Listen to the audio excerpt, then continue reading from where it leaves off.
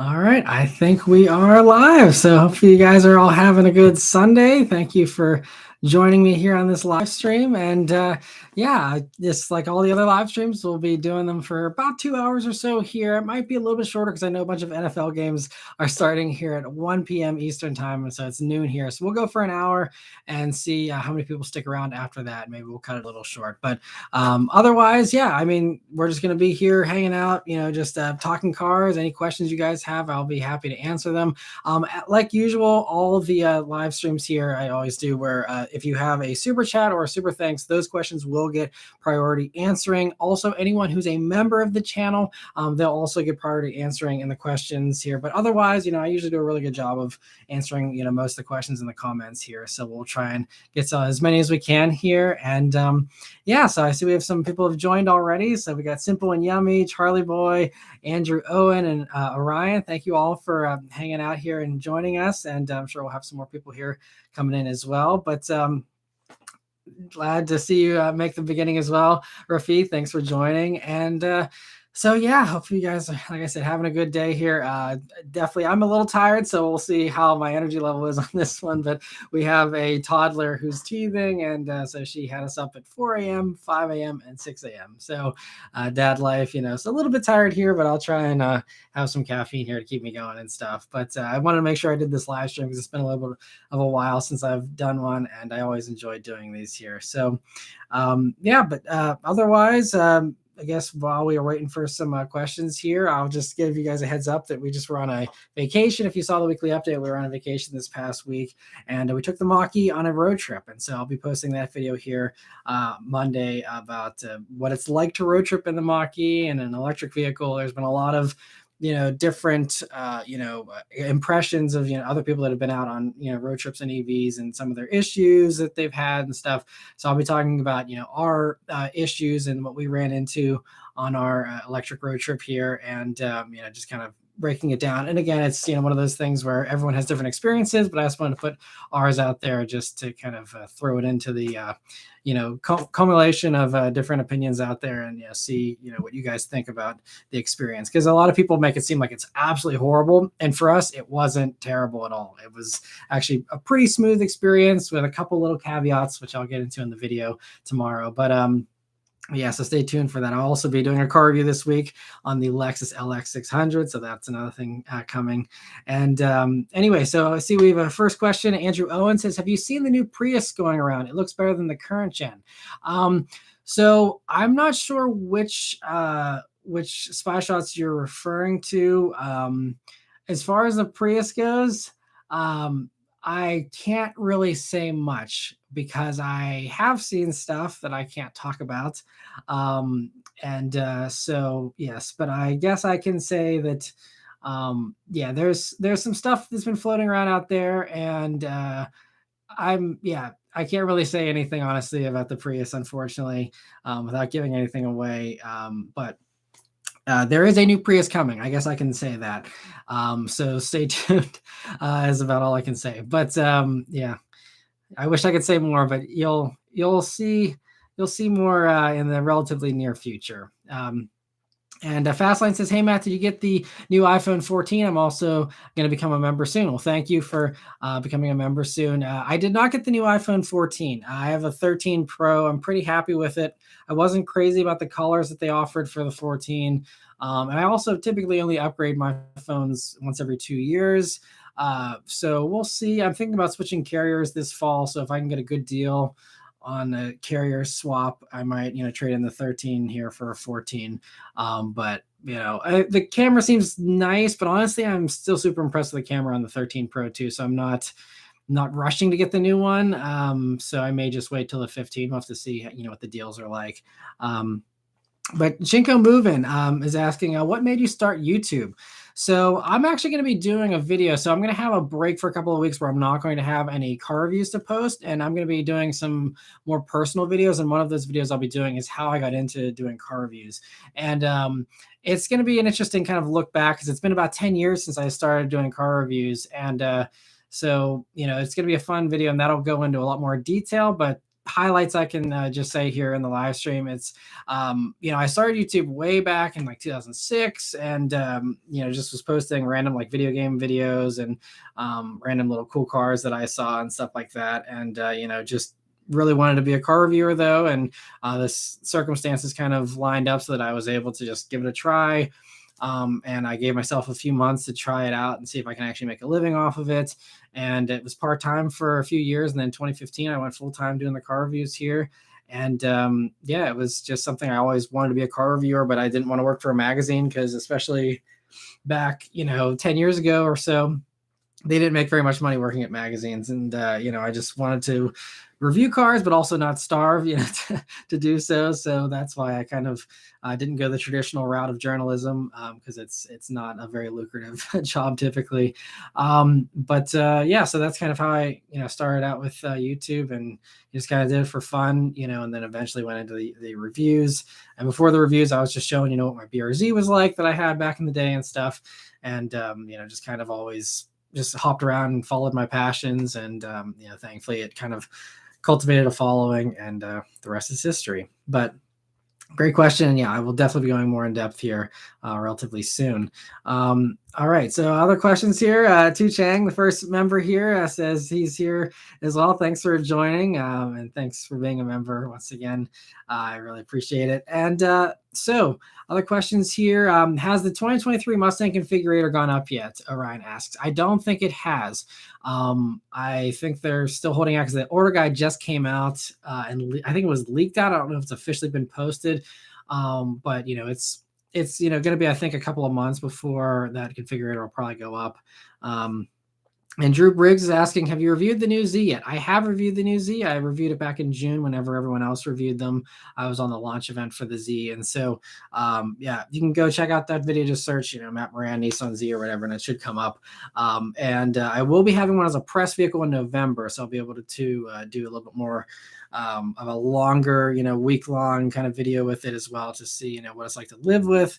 The Z is a really great car. I think it's a lot of fun. I'd still rather have a Supra for, basically the same money, especially now you can get it with a manual. But if you want something a little more comfortable, a little more of a grand tour, the Z is great. Luco, thank you so much for the first super chat of the live stream. So he says, I find it hard to believe how far four-cylinder engines have gone. I remember my grandparents' car shopping saying the car had to be a V6. Yeah, I mean, and it's kind of funny how things have changed because, it used to be like it was V8 or nothing for a lot of people. And then, as the engines kind of downsized in the 70s and stuff, and the V6 became the new top dog for most people. And that was the thing everyone wanted. If you wanted something really punchy in the 80s, you had a V6, and that was, pretty much it, unless you got one of the muscle cars or something high end. And now four cylinders are super punchy. And like I talked about, in the weekly update this week with the C63, that new thing, 469 horsepower out of a four-cylinder turbo. And then, it has another 200 horsepower there from an electric motor. And it's just crazy to have something almost 700 horsepower running a four-cylinder. It's just crazy stuff. But thank you so much for the super chat.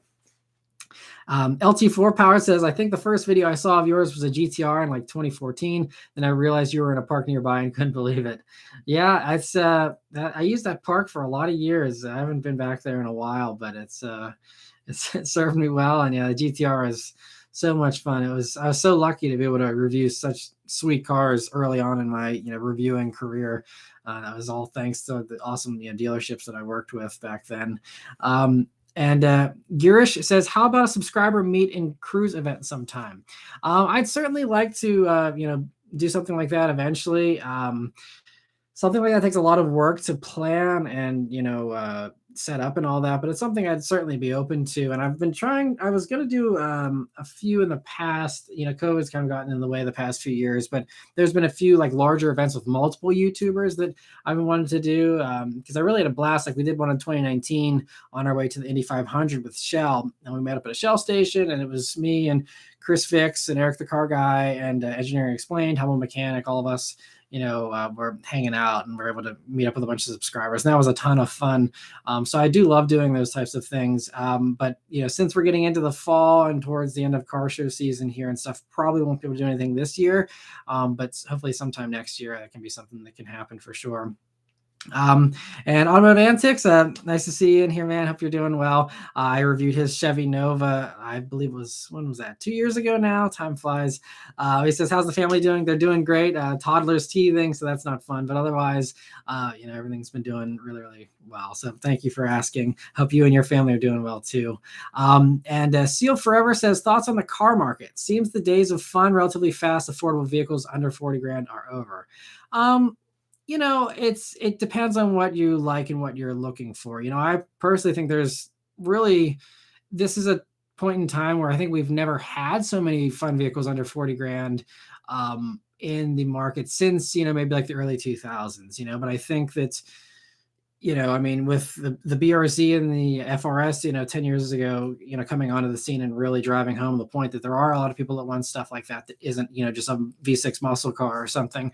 I think that we have a lot of great stuff with the Civic SIs and, again, the BRZ and the 86. And some of the other stuff is more expensive, like the Z now and stuff, but even that technically is, just barely under 40 if you don't care about having limited slip diffs.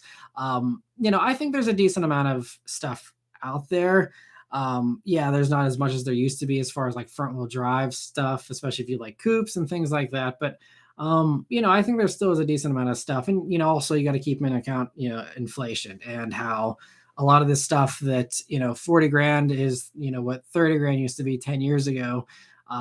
So there's that whole thing at play too, where people are like, oh man, I wish I could have an Integra for $25,000 again. And it's like, well, if you account for inflation over the past 20 years, that car would have been $35,000 or $40,000 anyway. And it's basically the same price as a current Integra. And in some cases, that stuff's even cheaper. Like, Civic SIs and how they used to be like in the 90s, they were more expensive. And there's a bunch of stuff like that. I can't remember which car I was doing a review on where I was really shocked at just how much of a value it was. Oh, it's the Miata. The Miatas actually are cheaper now than they were when they were introduced. When they were introduced, technically they were however much they were MSRP, but if you account for inflation, like a loaded up Miata in like 2001 when I did the NC review or the NB review that I did a few months back, those were, if you account for inflation, they were like 40 grand for a nice Miata back then. You can get a nice Miata still for 40, but you can get one for well under that's faster, safer, better handling, better performing, better technology, all that stuff. And so it's kind of impressive, honestly, that car prices are as low as they are in some ways. I know everyone, really is upset about car prices and the dealers and stuff are making stuff artificially high. But as far as MSRPs go, I think that, car companies are doing a really good job of packing in a ton of technology and keeping up with all the mandates and stuff like that while still keeping everything at a relatively affordable price, again, considering inflation. And I know that inflation isn't the perfect answer because, wages haven't risen to meet inflation, but as far as the actual prices go, I think that they're still, pretty good overall. So other questions here. Min Kim says, do you remember if the adaptive cruise control on Mazda or Lexus was good as the one on the Genesis? Not the current systems. Mazda and Lexus both have pretty relaxed lane keep assist systems that don't really do very much.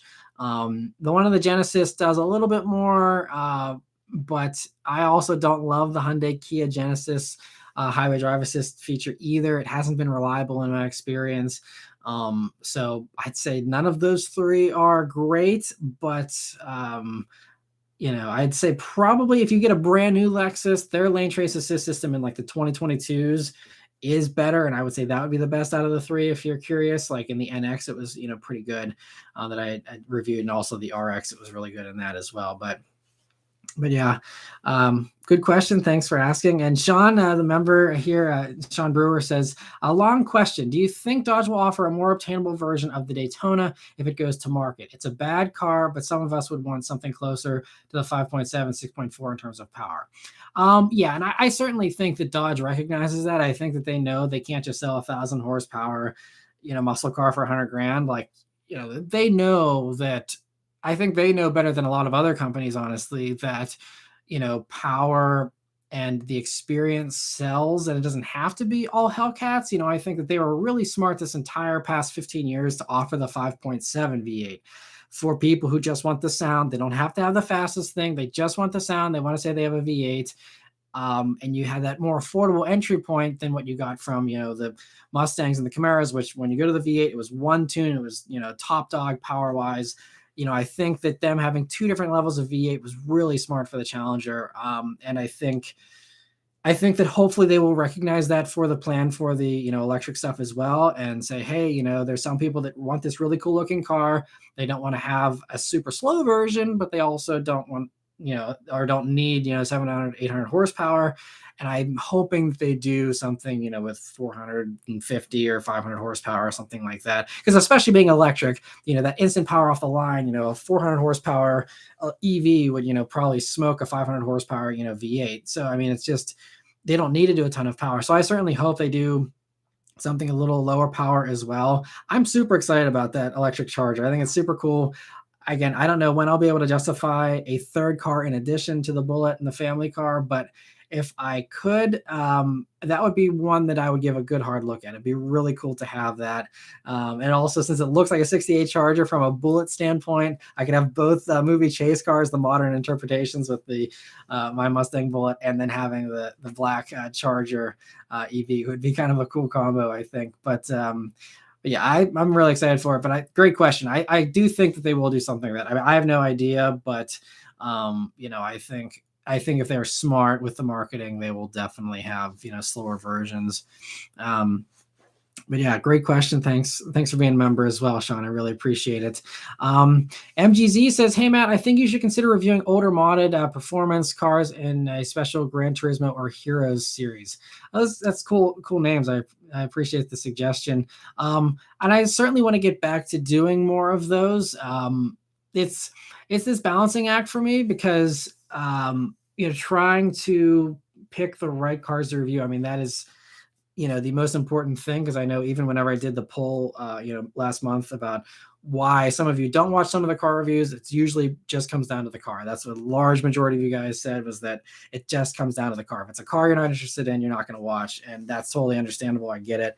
And so, picking the right cars is definitely important. Now, obviously, I'm limited by what's offered to me. I don't just have unlimited vehicles to pick from, but I do have a lot of awesome vehicles that have been offered to me over the years that I have on a waiting list that I've recorded and written down. So I have those available. I was going to do more this year, but then gas prices got super high. And I did the GT500 review that was, lightly modded a few months back. And that review as far as gas and tolls, now that was at the height of gas prices, but I mean, that video I actually lost money on in the first week or two, and then it finally slowly is starting to now become profitable. But there's a lot of extra cost involved with doing those as well if they're not local. I have a few vehicles offered locally, but most of the good stuff I'm going to have to drive several hours to review. And doing this as a business, I have to evaluate what is going to be the best payoff for me. And so that's kind of why I haven't done as many of those, because the press cars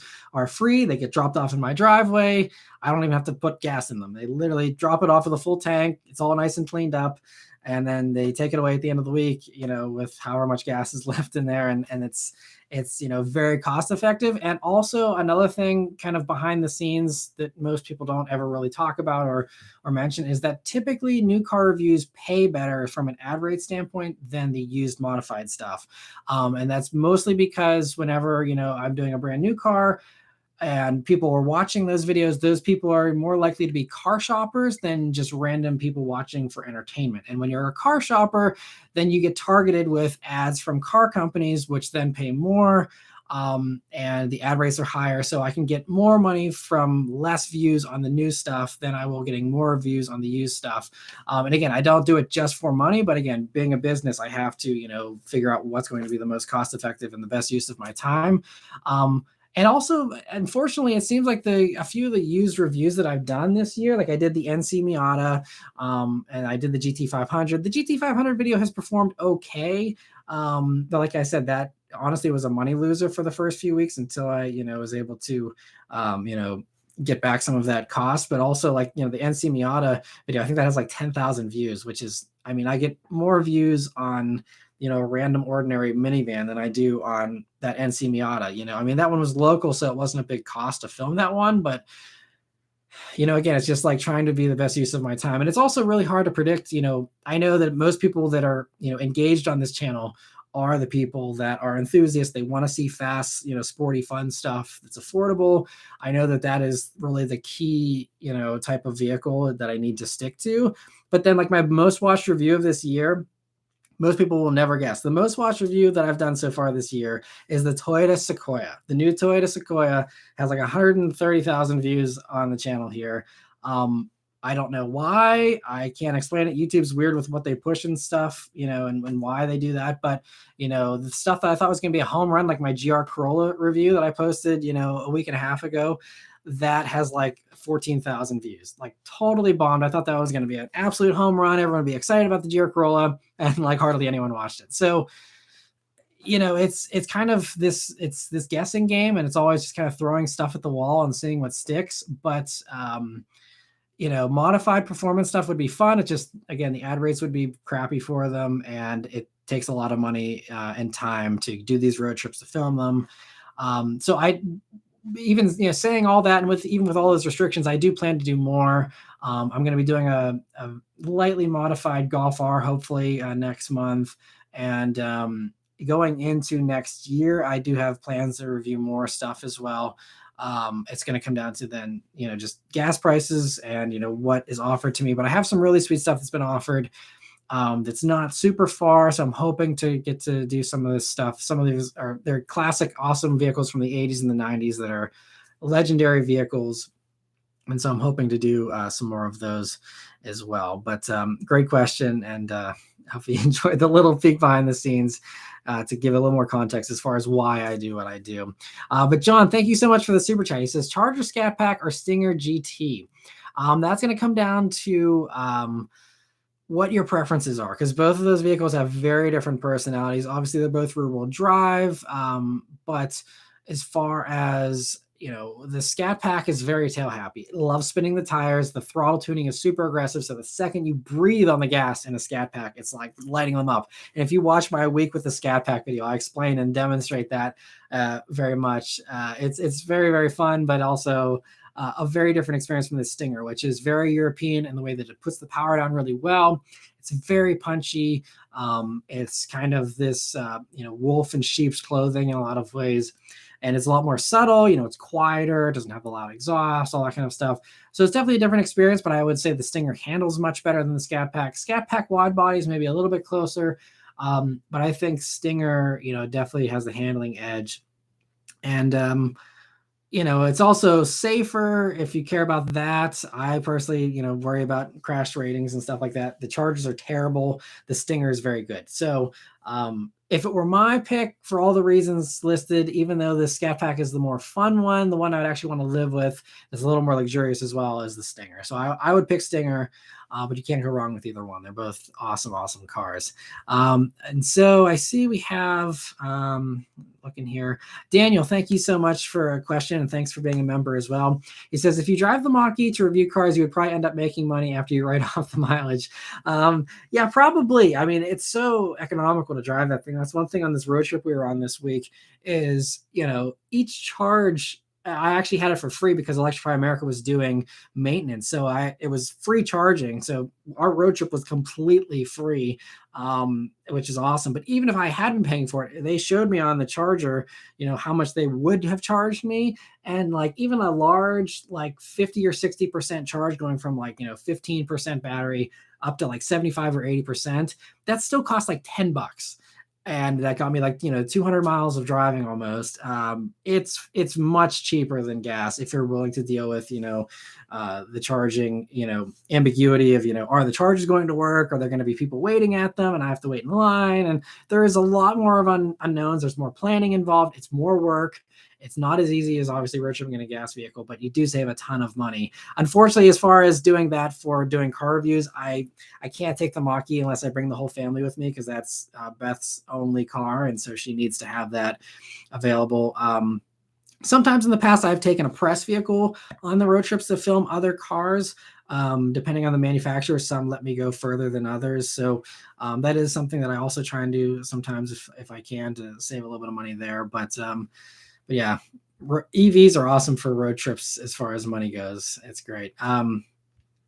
Other questions here. I see we have Goth Rocker says new SUV reviews do well because sadly that is what most Americans want. Americans hate cars for some reason. Everything is crossover SUV. That's true, but also it's another thing that's not guaranteed because I thought, yeah, like I'll review all this stuff that's going to get a ton of sales, and so therefore it should get a bunch of views, and yet some of them don't do very well. I mean, like a Nissan Rogue review. I mean, they sell a ton of Nissan Rogues. And I did the review like 2 years ago, and it's up to like 13,000 views or something. And it's like no one watches that, so it's very hit or miss. It's not even like I was like, oh, I'll review an F-150. Everyone buys F-150s. I'll review that. It's guaranteed to do great views. And I even had a cool trim. It was almost a base model. It was like an XLT with the V8. I'm like, everyone's gonna love this. It's an F-150 with a V8. This should do great. And that's another one that got like 10,000 views. So it's really impossible to predict. And so I've kind of quit trying. I just try and,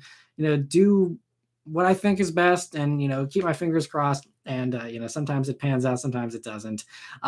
Reef D, thank you so much for the super chat. He says, sub Super Dorks fan, will Hyundai legit make the 74? He's talking about the hydrogen concept if you guys haven't been following Hyundai's stuff recently. But it sounds like the rumors are that they may do that at some point. It's just, what do they do with that? Because hydrogen wise, it's not going to make any sense to make it an actual hydrogen production vehicle. Would be cool. And, maybe if they wanted to do something super limited production and, make it super high end and super expensive, then maybe they could do the hydrogen thing. But otherwise, I mean, I think the only way to go is to make it an EV, given the current situation and their current platforms and what they have to work with. That's going to be the best way to make that thing a reality in a cost-effective way.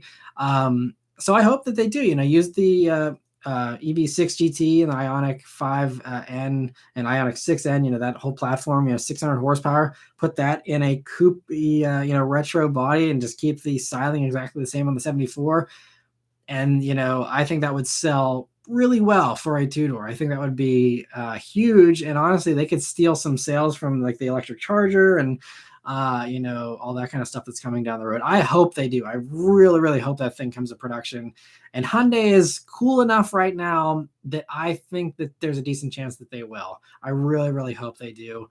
But Hyundai and Kia and Genesis, they're some of my favorite companies to follow because they're just knocking it out of the park. They're giving 110% with the innovation, with the value, with the performance. I mean, the styling, even everything is just like, they're one of my favorite car companies out there right now. Them and Toyota. Toyota is also being awesome with all the GR stuff and just just being really, really great with offering a lot of fun stuff for enthusiasts. So other questions here. MGZ is also following up about the car review thing, saying to see if owners can come to you and feature them. Yeah, and there were some owners that do offer to make the road trip up, and I've had many people over the past 10 years that have driven, some people, great lengths in order to come to me and have it be a little more convenient for me to be able to do the review.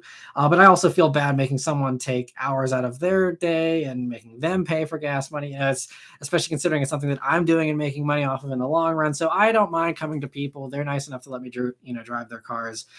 So I feel bad, putting too much on the owner. But yeah, so, and MGZ also, I see your other comment about a story time series about being a car YouTuber. And I will be getting into that a little bit like I mentioned a few minutes ago, I'm going to be doing a video on how I got into doing car reviews. And so I'll be posting that here next week. And it'll be kind of a look back at my whole journey over the past 10 years of reviewing cars, how I got to where I am, how I got started, and all that kind of stuff. And I will kind of give a little bit more background in that video about a bunch of stuff. I plan to get into, some of the behind the scenes challenges, some of the mental challenges, and, just the struggles that go along with doing this as well. It's a dream job and I'm very thankful to be able to do it, but there's a lot of, stressful stuff, like even just picking what cars to do and YouTube making things harder and harder with the algorithm and stuff. So I'll get into that a little bit, but it'll mostly just be I'll try and keep it light and, enjoyable, look back at, how I got into doing reviews and what it's like. And GT 188, thank you so much for the super chat. He says, appreciate what you do. Keep it up. Thank you for watching. Without you guys watching, I couldn't do this. So I very much appreciate all of you who support the channel. And so Sean says, random thought. Remember the rumor that Lexus was working on a hybrid based on the 86, an 86 with a nice interior, more power, and better MPG. Whatever happened with that, I wonder. I don't know. Yeah, it's kind of funny how that dropped off the news there. It was spied. It looked like it was basically a Lexus grill on an 86. I believe that was last year. And I'm not sure what happened to that. I mean, I guess, it hasn't been that long since it was spied, so there's a chance that it still could be coming. But I don't know. I haven't heard anything. I don't know anything, unfortunately, about that. But that would be really, really awesome if they still did that. I think there could be a market there for that, especially, again, I think it's a really smart move if, we've looked at all the other rumors about Lexus and how, the RC, could be getting pushed up market with them having that being basically like a GT3 car for the street and being a little more hard edged. If they do that and they do push it up market, and there's rumors of Toyota doing a Crown Coupe, if there's a Crown Coupe that's already 50 grand, then that would make it hard to, sell the RC at that same price points. They'd have to push the RC up market. And so then you'd have a gap where I think there still would be some people that would pay, 40 grand for a Lexus coupe that's, a little smaller and less luxurious. And I think that, that could be where that, 86 Lexus version could kind of slot in to kind of undercut potentially the Crown, or maybe at least even be the same price as the Crown Coupe, if that does in fact turn out to be true. And then you have, the Crown Coupe, which is the big comfy one, if you're okay with a Toyota. But if you want something a little bit smaller, you can downgrade to the Lexus, but, you get that Lexus branding and a little bit of a different experience. That would be really fun. I would love to see something like that. We'll see what they end up doing, though. I mean, honestly, right now, since the recent rumors are talking about them having the GR Corolla motor in the 86, I honestly kind of hope that they just work on that more so than the Lexus one, but hopefully they have time and money to do both. That would be awesome. But Eric says all these car companies are gone too hard in the paint with just electric vehicles. We need to also invest money into alternative fuels because we had the technology right now to do so. Yeah, it's a very complicated problem that everyone's trying to solve in different ways. So I think, you see companies like Toyota and Mazda and, a lot of the Japanese companies that are really convinced, and also the Korean companies, about how, hydrogen is, the way. And maybe it will be someday. I still think that electric vehicles could potentially be just the bridge to hydrogen. I don't know if we'll have electric cars 50 years from now. It might just be, we need to, make progress and get off the gas thing. But, we might find that, EVs have their limitations, and especially for, long distance vehicles like 18-wheelers and stuff, hydrogen might make more sense. It's just, I don't know how it got played out to the point where I think it was just really Tesla is the company that, with the charging network and everything, they convinced everyone EVs were the future. I think if it wasn't for Tesla, we might have just, slowly built up the hydrogen network, or if Tesla had decided to go hydrogen instead of EV, and they put out a ton of hydrogen stations, because that's the limitations. There's just, what are there, like 8 hydrogen stations in the country or something? There's just not that many. And so until they put more in and they spend the billions of dollars it takes to do that, EVs are going to be, the main way we're going to do things. So, I mean, we'll just have to see how things go. But yeah, it'd be great to have, if there's an infrastructure for those alternative fuels, I think that'll be great. And we do know that, a lot of the hydrogen stuff too, like, Toyota's running a GR Corolla that's burning hydrogen and, testing that in a race series. It's just that has to have a tank that's so big it takes up the entire back seat. So I think there's still, as far as hydrogen goes, there's still a lot of developments that need to be made to make it more practical, and once they do that, then I think that could, be a really good solution. But in the meantime, I think that the companies realize electric is the thing that is obtainable now. We have the infrastructure for it now, and it's better. Obviously, the infrastructure isn't perfect, but as I found on this road trip, it's really not as bad as a lot of people make it out to be, I think. And so it'll be interesting to see, how things play out, in the long-term future. But I think the electric stuff is definitely here to stay for now. Isaac, thank you so much for joining the live stream here. He says, accidentally deleted the previous message, but welcome back from vacation.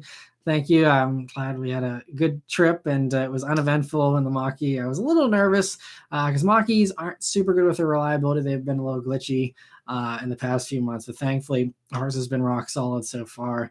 And I see Tu Chang also says, Tu Sun says, what's the fastest car you've driven? Fastest car I've ever driven, 0 to 60 wise, probably the Tesla Model S P100D is the fastest one that I've driven, because that's what I think, like a 2.5 seconds 0 to 60. So that's the fastest, I think, from an acceleration standpoint. And yeah, it's everything else is just going to be slower than that. So that was definitely the fastest one, I think. But a lot of the, high-end stuff that I've done is pretty fast. And I actually, this coming week, I will have an Audi RS e-tron GT, which is, basically like a Taycan turbo, just with the Audi stuff on it.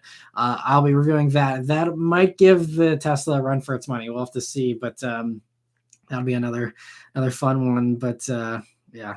And Goth Rocker says, guys, Porsche has developed a gasoline that gives off no emissions. I honestly think that is the better solution. Our electric grid will not handle every American family charging 4 cars at night. Yeah, I mean, I could get into this way more, but if you actually, in last week, not this past week's weekly update, but the previous week, I kind of talk a little bit about that because the synthetic fuels that Porsche has done, theirs in particular might be neutral, carbon neutral, not no emissions, because it does require emissions to produce it, but it neutralizes itself so that it ends up being a net zero, but it's not zero emissions as far as the production of that. And a lot of other synthetic fuels, unfortunately, do still put off emissions, and that's why Mercedes, they were just asked like 2 weeks ago, why they haven't. I think it was Mercedes, yeah, but why they haven't done more EVs, or why they haven't done more synthetic fuels and why they're doing EVs instead. And they said the reason why they're not doing synthetic fuels is that with their research, it's no greener than EVs, and EVs are actually still greener than the synthetic fuels. So until synthetic fuels get to a truly carbon neutral point for all companies, and not just the little factory that Porsche has, if they all can get carbon neutral, then Mercedes will be on board with the synthetic fuels. But until then, they're holding off. And so yeah, it's again very, very complicated, but yeah, and also if anyone's curious about videos on the grid or anything like that, Engineering Explained has done a bunch of great videos on how the grid can handle a lot of this stuff in most areas, in most circumstances.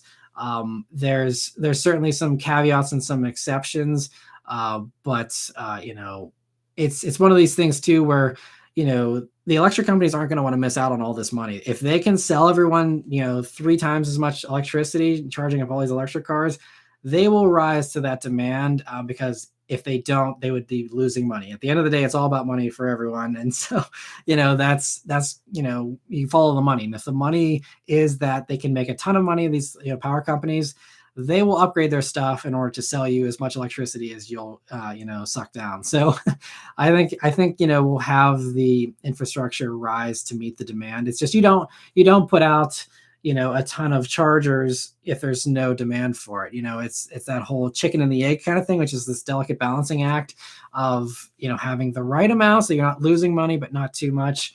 And so it's tough, but I think that in my experience, again, on the Electrify America network, it was pretty reliable. It was enough chargers most of the time that there wasn't any issues with waiting. And overall, it was pretty good. But I think, as we see more and more EVs come onto the scene, these companies are going to have more than 4 charging stations at a stop, because they do get filled up pretty quickly and they're turned over very, very frequently. So I think they're going to have to, ramp that up quickly here and make sure they keep up with demand. But I think so far they're doing a pretty good job of keeping up with demand, from the stuff that I've seen, at least as far as the public charging stuff goes. Yeah, so I don't want to get too much into the electric thing and dwell on that too much, because I know that's a very controversial issue, and unfortunately it's been politicized and everything else. So I don't want to get too much into it. But other questions here. Zachary says, hey, Matt, good morning. Letting you know my mom's 2015 Kia Sorento LX with 144,786 miles on it is still going strong. I believe it'll get to 500,000 miles. That's awesome. Good luck. There's actually a fun Facebook group if you're into high mileage vehicles called, I think, Mileage Impossible, that I started following recently. And it's a really fun group because it's just showing these people with these crazy high mileage vehicles. And it kind of is also giving me some new information where I thought there was vehicles that like wouldn't make it 300,000 miles that have, and it's a pretty impressive thing to see just how many miles some of these things have on them. It's really, really cool. Sean, thank you so much for being a member for 3 months. He says, I didn't ask about the fam. How are the wife and kid? Any milestones or growth spurts? Yeah, the baby is definitely teething pretty bad right now. So she had us up at 4 a.m., 5 a.m., and 6 a.m. today. So I'm a little extra tired. But otherwise, we're all doing great. We had a great time at the beach on our vacation, and we're all doing well. So thank you for asking. Thank you so much for being a member, Sean. I really, really appreciate it. And but yeah, the baby's running around. She's just doing great. She's growing like crazy, and she's the absolute best. I love being a dad. I love, it's so much fun. So highly recommend for anyone that's considering. But thank you so much again for being a member, Sean. And Raphael, thank you so much for the super chat and for being a member. He says, hi, Matt, you've been reviewing for years. Which 3 cars would you like to have in your own garage? 4, because you get to keep the bullet. Save for under 100 grand. So, I think if I were to add 3 more cars, I definitely think that one of the ones I would have would be a Lexus LC500 convertible, which I know kind of breaks the 100 grand rule. It's close, but that would be one of the top ones. I absolutely loved having that thing for a week. It sounds so good, but it's also reliable. So it's something I could keep for a long time. And it has a back seat, which it's not large, but at least it would allow me to, bring the daughter along. And that's something that previously I would have just said I'd go for an F-Type because I've always wanted a Jag F-Type. But that is probably not going to make much sense now because I want stuff with back seats so that I can always bring, the whole family along if I want to. And so I think LC500 is now my new dream convertible to have someday. In addition to that, I'd say probably at least one classic. I'd probably love to have a 68 Mustang, the actual bullet recreation car would be really fun. I also would love to have something like a cruiser from the 40s or the 50s, something like that, would be a lot of fun, like a 58 Ford. I love those. The taillights look like afterburners on a jet and stuff. Something like that would be really fun, with like a baby blue with, a blue interior and, just screams 1950, something like that. I think it'd be really cool. So I think it'd be Bullet, LC500, and then a couple of classics. And those, honestly, you can get some of those for, like 20 grand for a nice one still. So nice and cheap. And kind of have, the nice fun cruisers and do the, vintage thing that I kind of love. And then also have, the sportier stuff with the Bullet and the LC. So that would be my pick. You let me know in the comments what you would do for your 4 cars as well, because it's definitely always fun to dream. I always have a running list of my dream vehicles I would have if I, won the lottery or something. And so it's always fun to dream. But the Garbear 05 says, wish Subaru would make a Crosstrek Turbo and another Baja. I agree. And from a money standpoint, I think both of those are solid business ideas too, because Crosstrek Turbo, a lot of people have been asking for that. A lot of people have been wanting a hatch WRX since they killed it off, in 2014. And yeah, okay, you can't justify doing a normal wagon anymore because no one buys wagons, fine. But everyone's buying Crosstreks. And I think that, now the WRX has more body cladding than a Crosstrek, honestly. Even the new Crosstrek, if you saw in the weekly update 2 weeks ago, brand new Crosstrek. Guess what? They painted the rear bumper. And it's like you have more black plastic on the WRX than you do on the actual Crosstrek that is supposed to be the rugged, outdoorsy one. Still blows my mind the way they did the WRX styling. But anyway, I think that doing a Crosstrek Turbo would make a ton of sense. You give everyone that, turbo hatch that they've been wanting for the past 7 years. I think, that would be a really solid thing. And it's also low risk because you already have people that are buying Crosstreks. I think a lot of people also would welcome the turbo in higher elevations. A lot of these people that buy Crosstreks are people up in the mountains and, Denver and all these high elevation places. And, those naturally aspirated motors just get really weak at those high elevations. The turbo would really fix that perfectly. by, and also you'd be able to pair it up with a manual, which I think a lot of Crosstrek people would love, and to have something more powerful than a base Crosstrek with a manual. But even if you stick with the CVT in that, still would be a great upgrade for people who don't want to go up to a huge Outback XT. I think it'd be great. Also, Baja, yeah, I mean, they could even do the same exact recipe as before. Take an Outback, hack off the cargo area, and put a truck bed in there. Call it done, and phone it in if you have to. But I think that would be a huge seller. I mean, look at the Maverick. Look at even the Santa Cruz is still a super hot seller. And I mean, Santa Cruz, they basically took the back end off of Tucson. I mean, they did a little bit more to it than that. But even if they wanted to base it on the Ascent and make it a little bit bigger, they could do that as well. And again, it's just, I don't know. Don't get me started on Subaru, because I could go on a whole rant about how they make zero sense with a lot of their decisions. I've gotten to know over the past couple of years with the BRZ launch and the WRX launch, there's some very nice people that work at Subaru. They're very smart people. I've had many conversations with the product planner of Subaru North America. He's an awesome guy. Super cool. But there's still just some things where I'm guessing there's stuff behind the scenes holding them back and keeping their hands tied, because I know the guy that does product planning for Subaru. I know he's an enthusiast. He had a WRX STI and drove it all over the Pacific Northwest and stuff. He's an enthusiast through and through. I think he would love to see a Crosstrek turbo and another Baja, but it's not happening. I don't think I think there's some reason why they're not doing it, or they're slow to do it.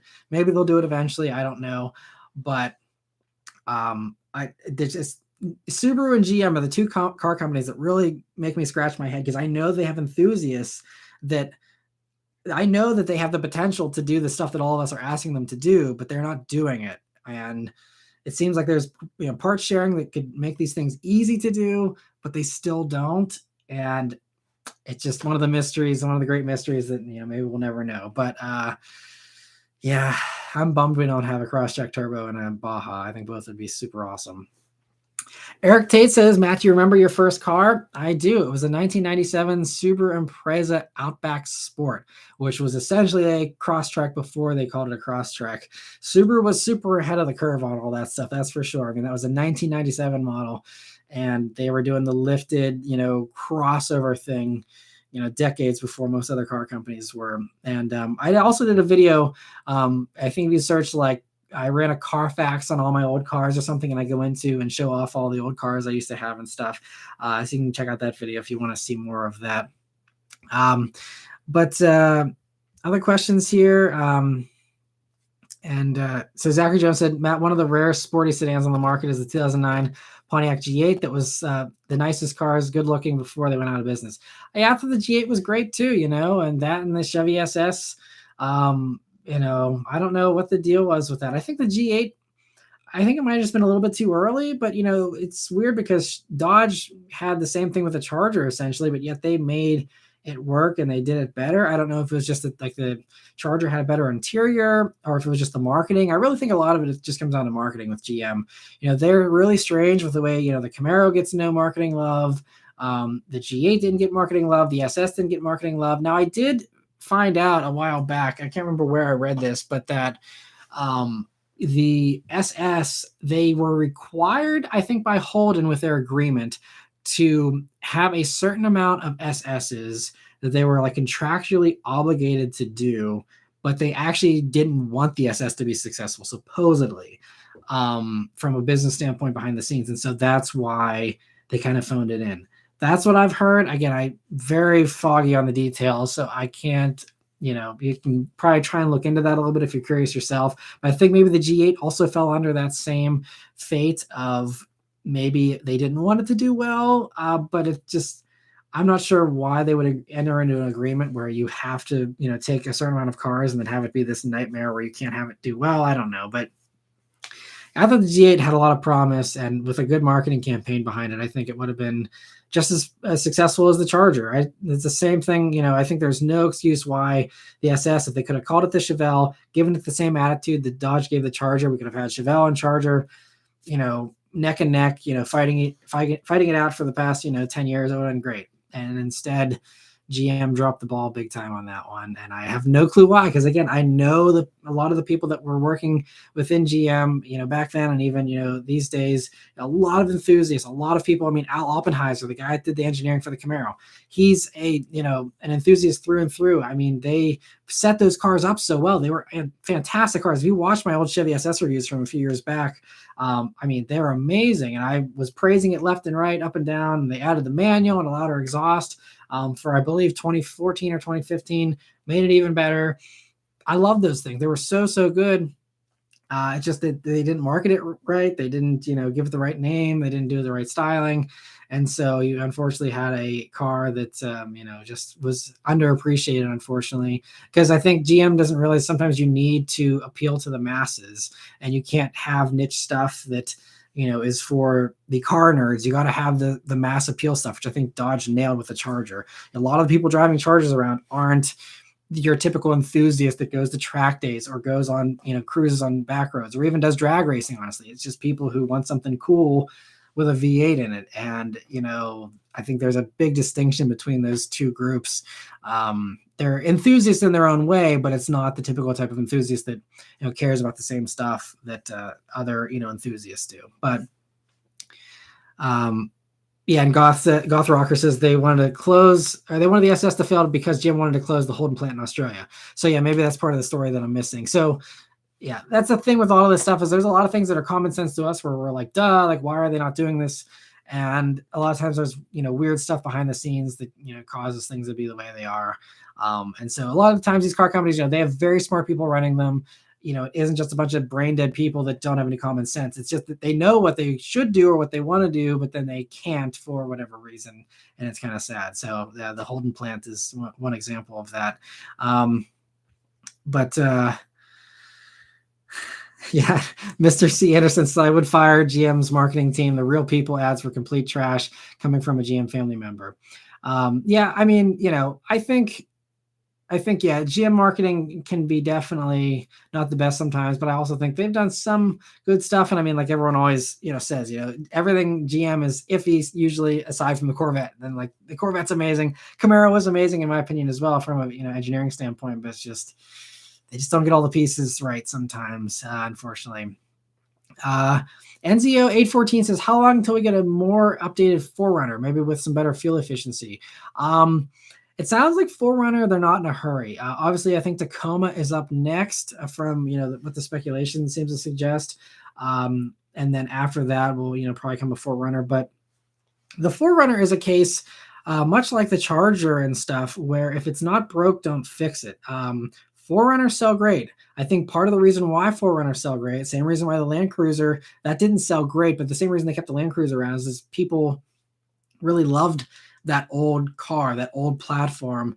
And I think the 4Runner is the same way. A lot of people that buy 4Runners, I would honestly probably go out on a limb and say most people that buy 4Runners buy it because it's old and buy it because it's, outdated, but they have that rock solid old platform, the old feeling, the old interior, the old engine, the old, 4 or 5 speed automatic, all that kind of stuff, but people like that. And there's a market for that. And I think Toyota's very smart to just be like, hey, this thing has been paid off for years, but instead of, if it's selling well, you're better off just leaving it, and letting them just, rake in the money and everyone's happy because the people that buy them clearly are, still buying them. I think, that's one of the ways, sales is really the strongest indicator for a lot of car companies. If 4Runner sales did the typical thing where, the first 3 years it kind of, went up and then fizzled out. And then, typically that's when everyone's like, oh, we got to do a refresh. And they do a refresh and it perks back up again. And then a couple of years later, it drops off again. And everyone's like, okay, we need a new generation because, that's the life cycle typically. But whenever it breaks out of that and you have strong sales, don't expect any kind of new thing because it's like, hey, this is selling great. This is free money for us because we paid this thing off a long time ago, development wise. And so I think, it's kind of funny, but if you love a vehicle, you buy it in the launch year or you buy it, 1 or 2 years after, but then if you buy, one 5 years later, new, you're supporting the idea that, hey, maybe this doesn't need to be updated. Maybe we can just keep this going forever. and it's kind of this funny dynamic. And so, but I think Toyota's really smart with the way they do stuff. They're smart with their options of giving people gas, electric, hybrid, and everything in between. So they say you pick what you want, and the same way with the SUVs. You want something ancient, you go buy a 4Runner. You want something brand new, you go buy a Highlander. You go buy RAV4, whatever. I think that they have everything. They offer something for everyone. And actually, my brother-in-law just started working at a Toyota dealership a few months back, and I was one of the biggest supporters of him switching from. He was working at Mitsubishi, which didn't have a lot to offer anyway. But switching from Mitsubishi to Toyota, it's just like they have a vehicle for everyone. And from a salesman standpoint, it's a dream, because you want something ancient, you don't like technology, they got plenty of old stuff for you. If you want something brand new and cutting edge, they got something for you. You want something sporty, they got that. You want something that's enormous, they have something for you for that. And they have everything for everyone. And that's why Toyota is one of the biggest giants out there, and they can afford to do that kind of stuff. But it's pretty brilliant. And Greg Kramer just looked up 4Runner sales in U.S. in 2021, over 144,000 units. Yeah, so that's why we're not getting a new 4Runner, because they sold 144,000 of them last year.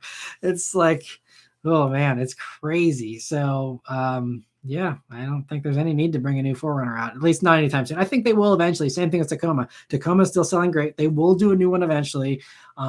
But they also don't want to mess with Success, and I don't blame them one bit.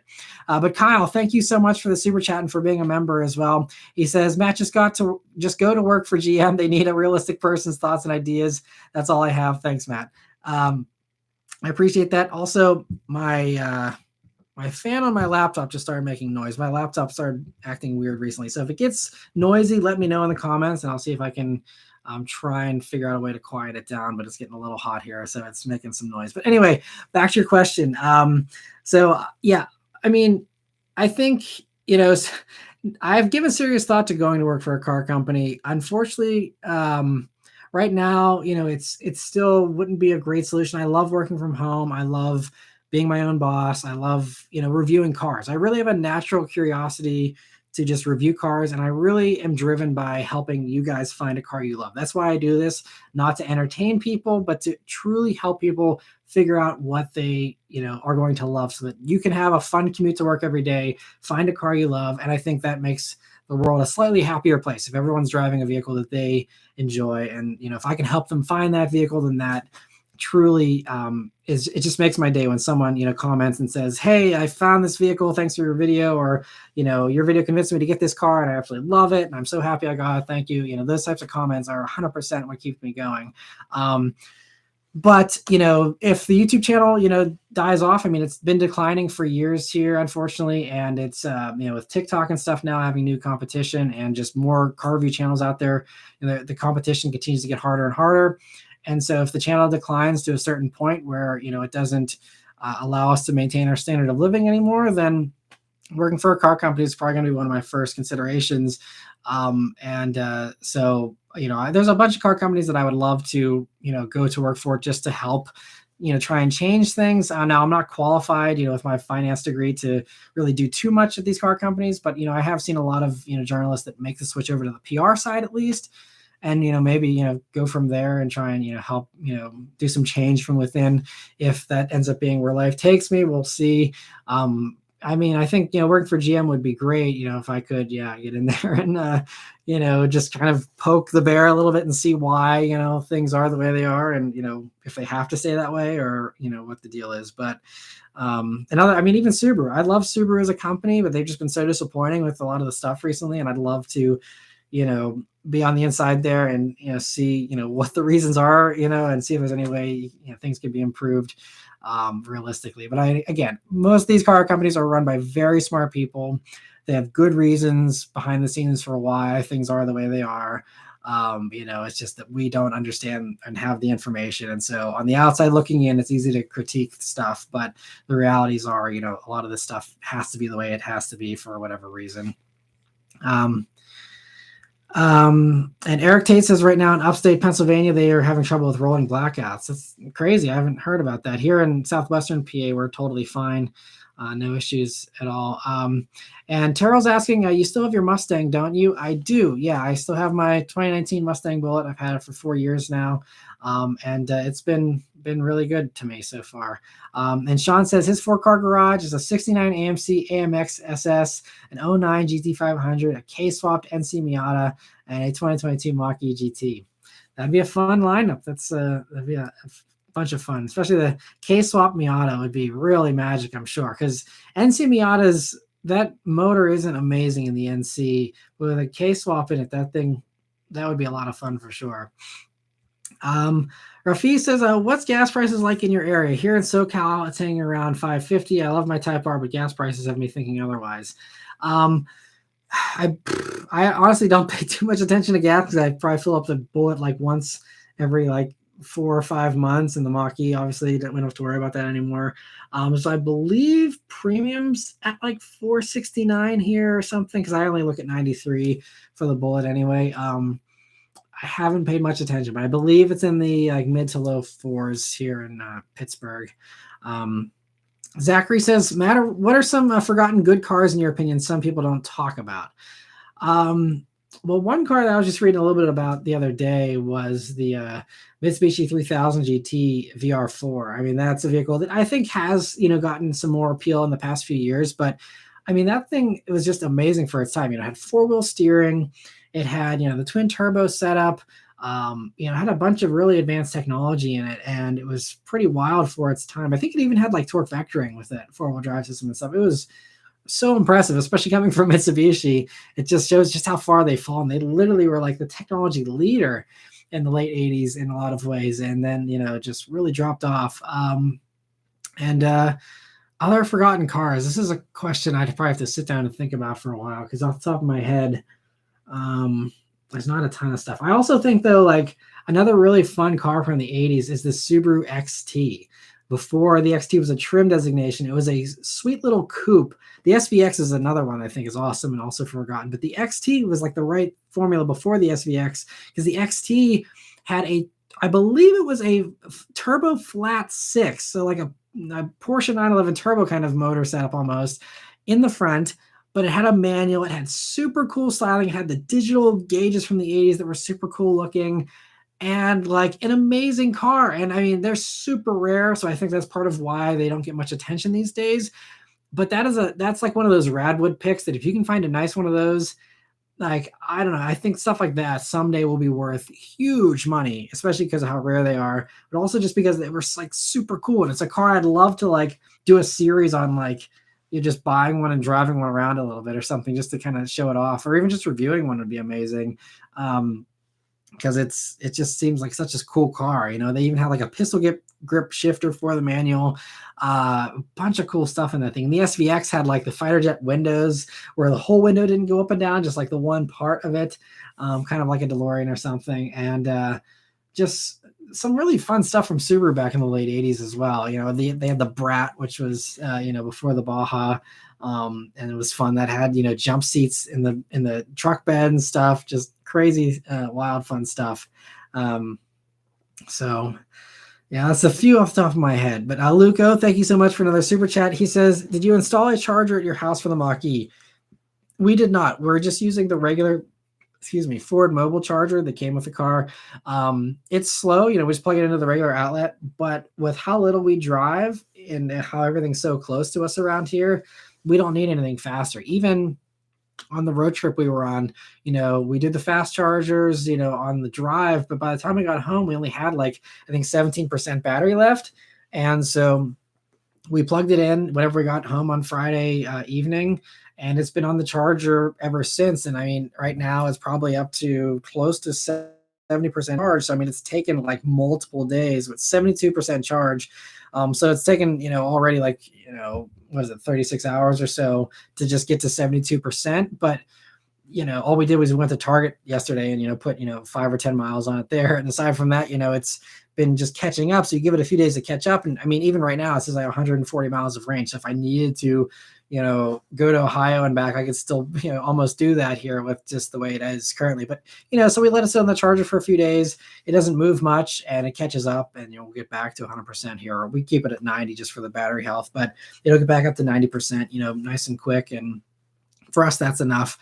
We don't have, huge mileage, uses where we need it. And if I do need to hurry up and get back to 100% for if I'm doing back-to-back road trips or something, there's an EVgo fast charger, like, 7 or 8 minutes from our house.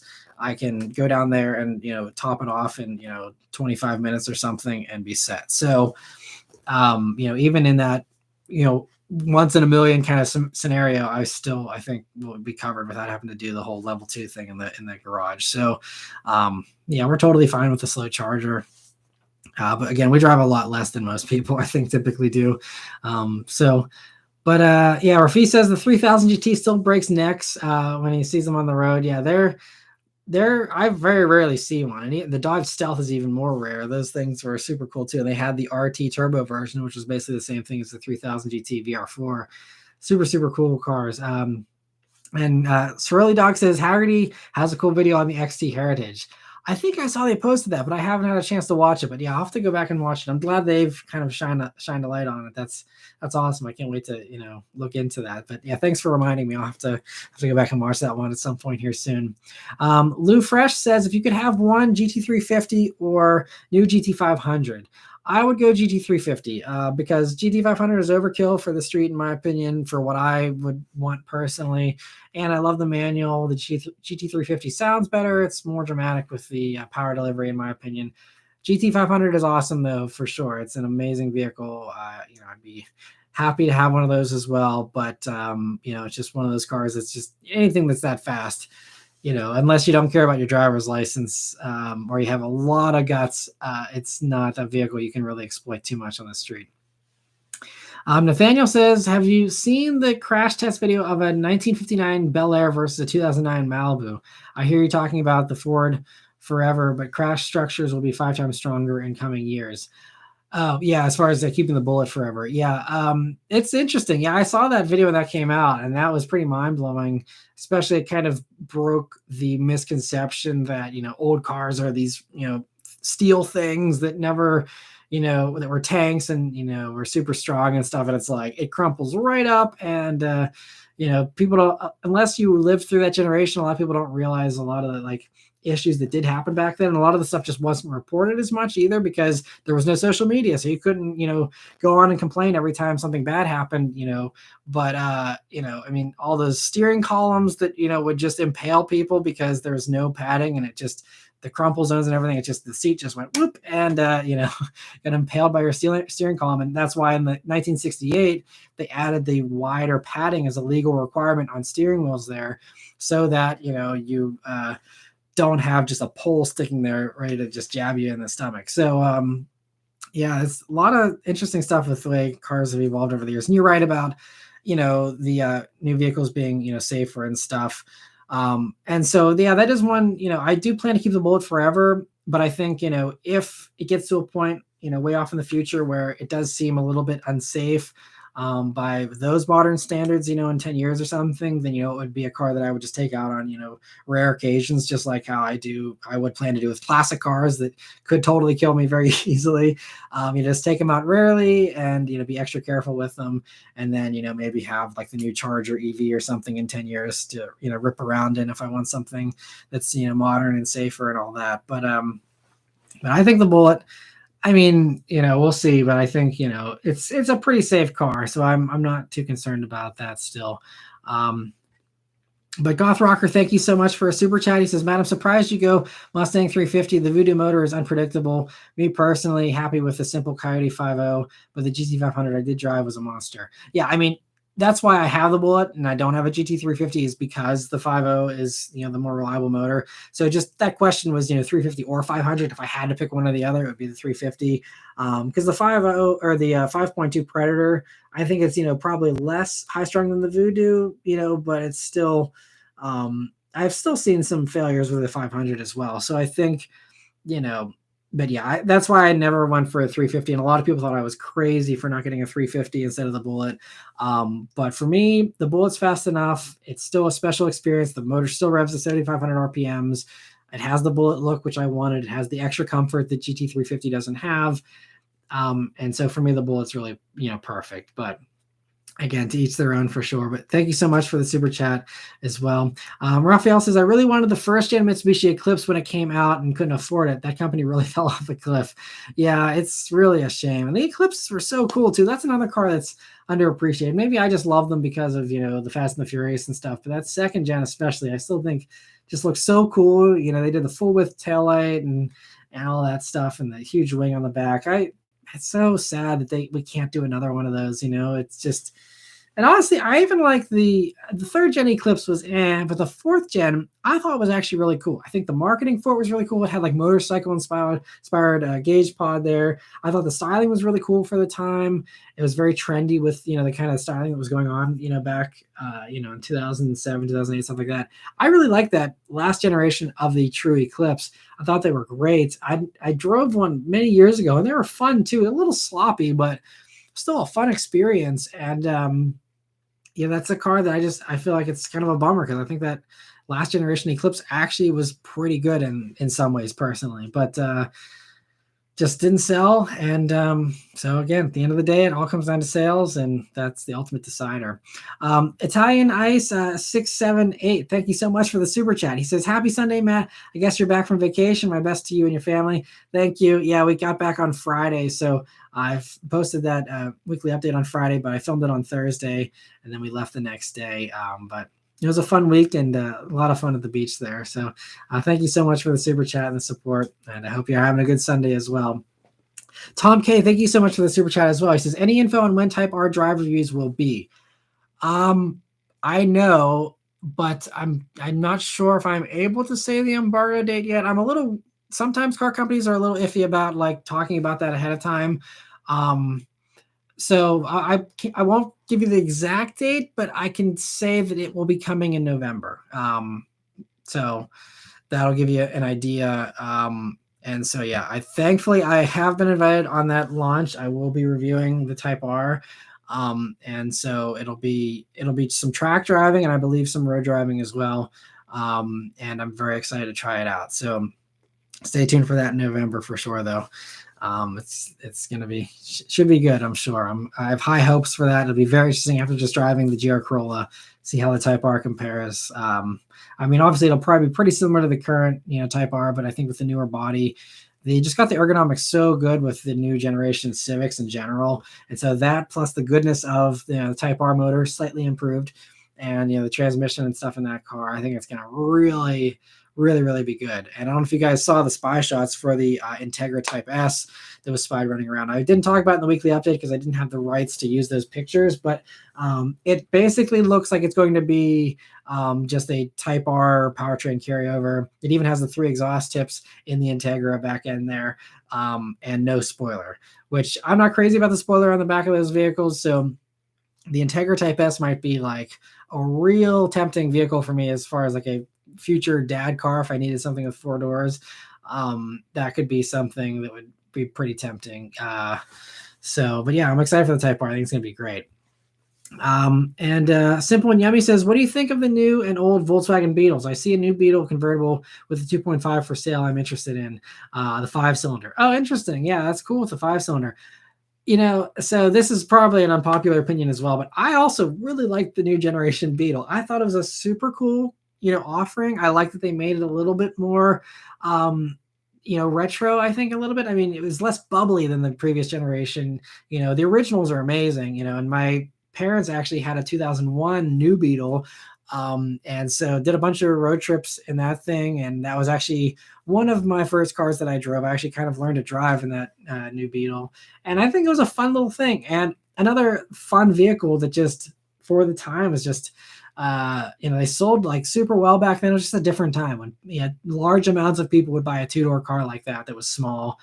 And the hype around that back then was really exciting, if you remember. And so the new ones, though, I thought were super cool. And honestly, I did a review on a Beetle Turbo of the new generation. And I was like, hey, this is a really cool, if you're someone who wants a two-door GTI, but you don't want, back then I think they did offer a two-door GTI still, but they were, not super common, but it was just like a fun GTI alternative. It had most of the same great stuff as a GTI, but yet no one bought them as much as they bought the GTI. And I guess it was just the Beetle image and people still thinking they're girly or whatever. But I thought that the new generation, most recent generation of the Beetle looked really good. I love the dog dish hubcaps and all that kind of stuff. And that'd be a fun little car to just run around in. I think with the back seat and stuff would be great for the family, and have a little Beetle convertible. I think it'd be fun. It wouldn't be the fastest thing, but again, you can get those in a turbo as well. There's actually someone in my neighborhood who has a black new generation or newer generation Beetle with the turbo, and it sounds really good. It has an exhaust on it, and they zip around, and it sounds really nice. So that's another one of the vehicles that's kind of underappreciated in my opinion. I even was thinking the other day it'd be kind of cool to have the new gen Ford Thunderbird, the retro looking ones from 15 years ago. I mean, I think they had some hype back in the day, but it kind of died off, and I think people don't really care about them very much anymore. But that's another vehicle. It had a V8, it had the retro styling, it had the fun colors. And I think they did a really good job on that old, new Thunderbird. And that'd be another vehicle. It'd be kind of fun to have, I think at some point, down the road, and have the big back seat and all that too. Especially if they get cheap, that would be a tempting little, fun thing to cruise around in on a, summer day. But I think the new Beetles are great. I think they don't get enough credit, honestly. And honestly, even the new Beetle generation, even though they were bubbly and had the flower vases and stuff, so they were a little girly, but I think they were also good little cars as well. They weren't the most reliable. My sister actually had that car. She was the last one to have that before it finally got traded in. But she had this weird thing where whenever it would rain, the car wouldn't start, and there must have been some leak that just hit somewhere on the starter or something just right, that it just wouldn't. But once it dried out, it was fine. So just like you couldn't leave it out in the rain if you wanted to start it. It was just one of those quirky Volkswagen things. German cars are kind of quirky with the electronics, and so that was just one example of that. But otherwise, it was a really good little thing for our family too. Milo says, do you think Alfa Romeo will continue to make cars here in the U.S. through the decade? I just gave my lease up on a Giulia and love that car to death. Oh man, yeah, that's I honestly, I don't know what the situation was, but I'd be tempted to have kept the Giulia because those things are so good. I've always heard good things. Everyone that has had one loves it, and I know that they had the reliability, I guess Phantom following Alfa Romeo around. But I looked on the Giulia forums a few years back, and it seemed like everyone had no issues with them. They were really solid cars for the most part. Pretty reliable. It's unfortunate the current driver had the one quadrifoglio that had these catastrophic failures. And of course, that made everyone assume that every single Alfa Romeo is just completely unreliable. But that's not the case. I think they're actually a lot more reliable these days. So as far as your question, though, I don't know about whether they'll continue to sell cars here in the U.S. I think that, it just came out, I think last year, that all the Stellantis brands, all of them are going to be given 10 more years and a bunch of money to come up with a plan and, try and keep their brand alive. And after that 10-year period, we'll see, which ones survive. I'm sure a bunch of them will get cut if they don't deliver, but they're all being, reinvested in to give them, one last shot, see how they do, and go from there. And so Alfa Romeo's got a bunch of stuff in the pipeline. Right now, obviously, it's a little stale, but the Tonale is going to be coming early next year here to the States, and that'll hopefully reinvigorate them a little bit. And then, they want to work on, I think the next thing they're going to do is a larger vehicle. It's going to be between like the size of an X3 and an X5, BMW. That'll be the next thing. And then I think they said they probably will do another sedan and stuff down the road as well. But I think they are planning on, sticking with it here in the States. Now Fiat is the only one I think could potentially pull out. I think Fiat might, get reinvested in, but I think that might just be a European only thing. I don't know how long Fiat's going to stick around here, but it can't be much longer because all they have left is the 500X, which is old as well and running on fumes. So I don't know about Fiat, but I think that hopefully Alfa will stick around.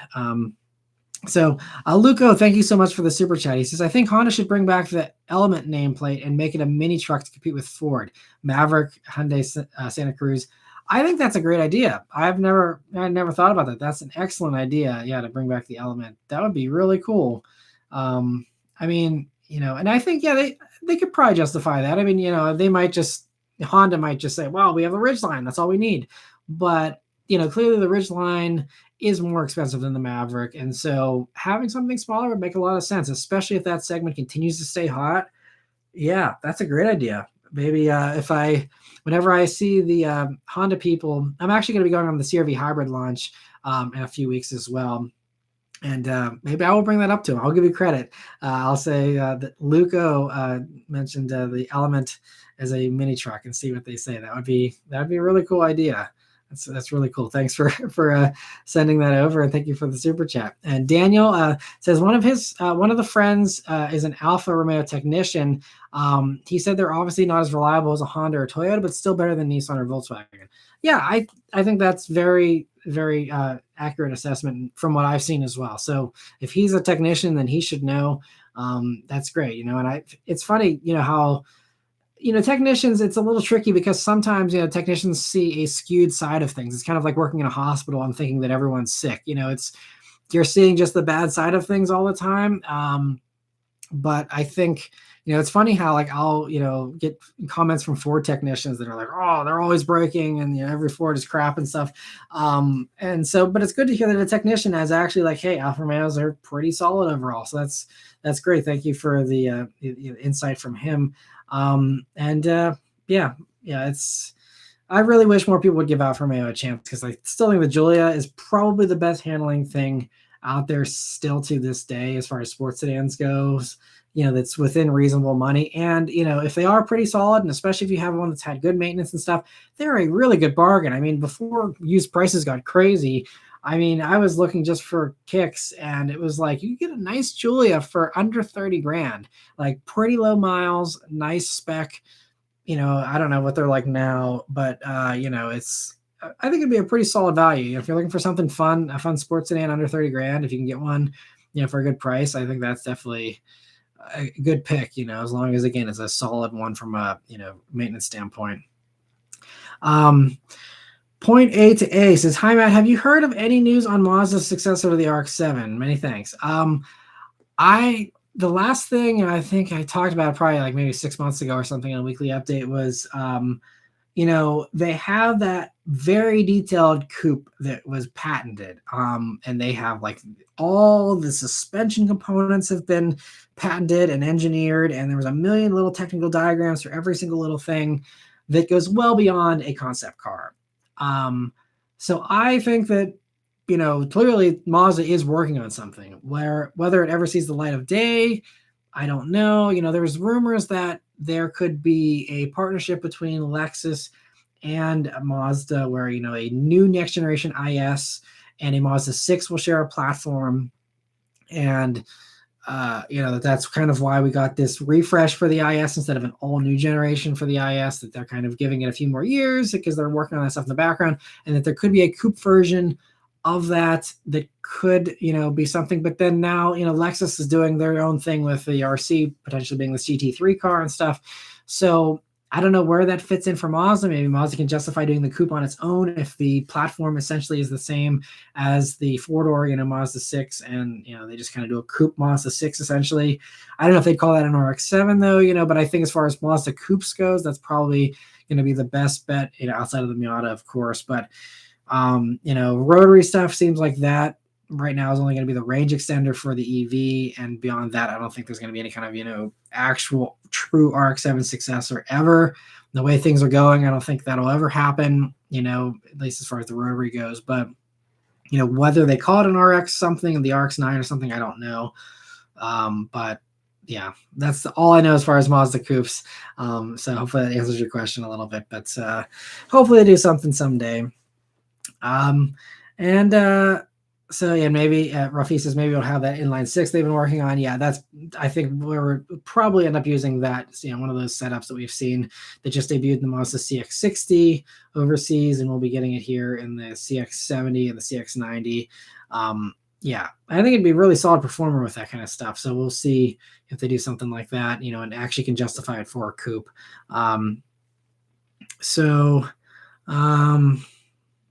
And Greg says Honda better focus on getting up to speed on EVs. They have lost a lot of market share in the last year. Yeah, I think it's kind of funny they didn't bring the Honda E over here to the States. I think, they thought that people just wanted more range, and maybe people do.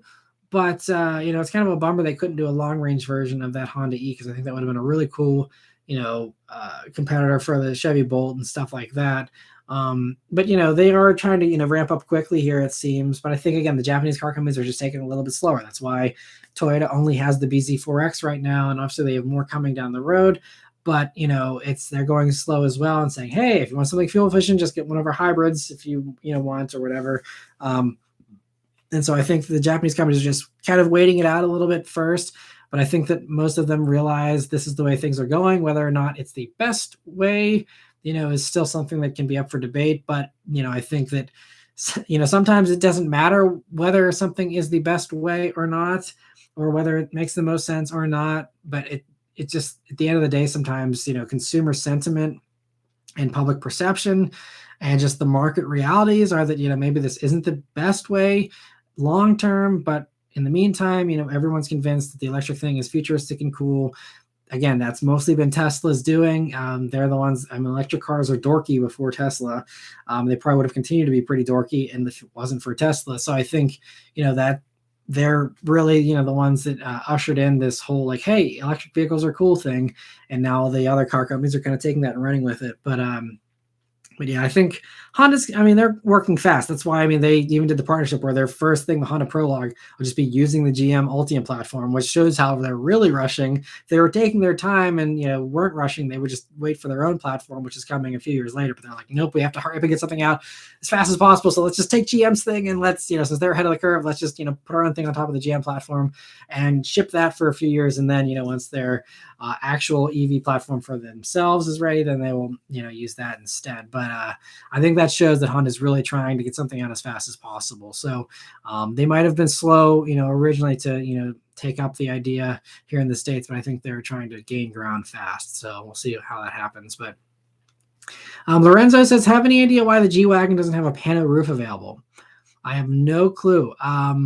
Maybe from a structural rigidity standpoint, they need the extra rigidity there.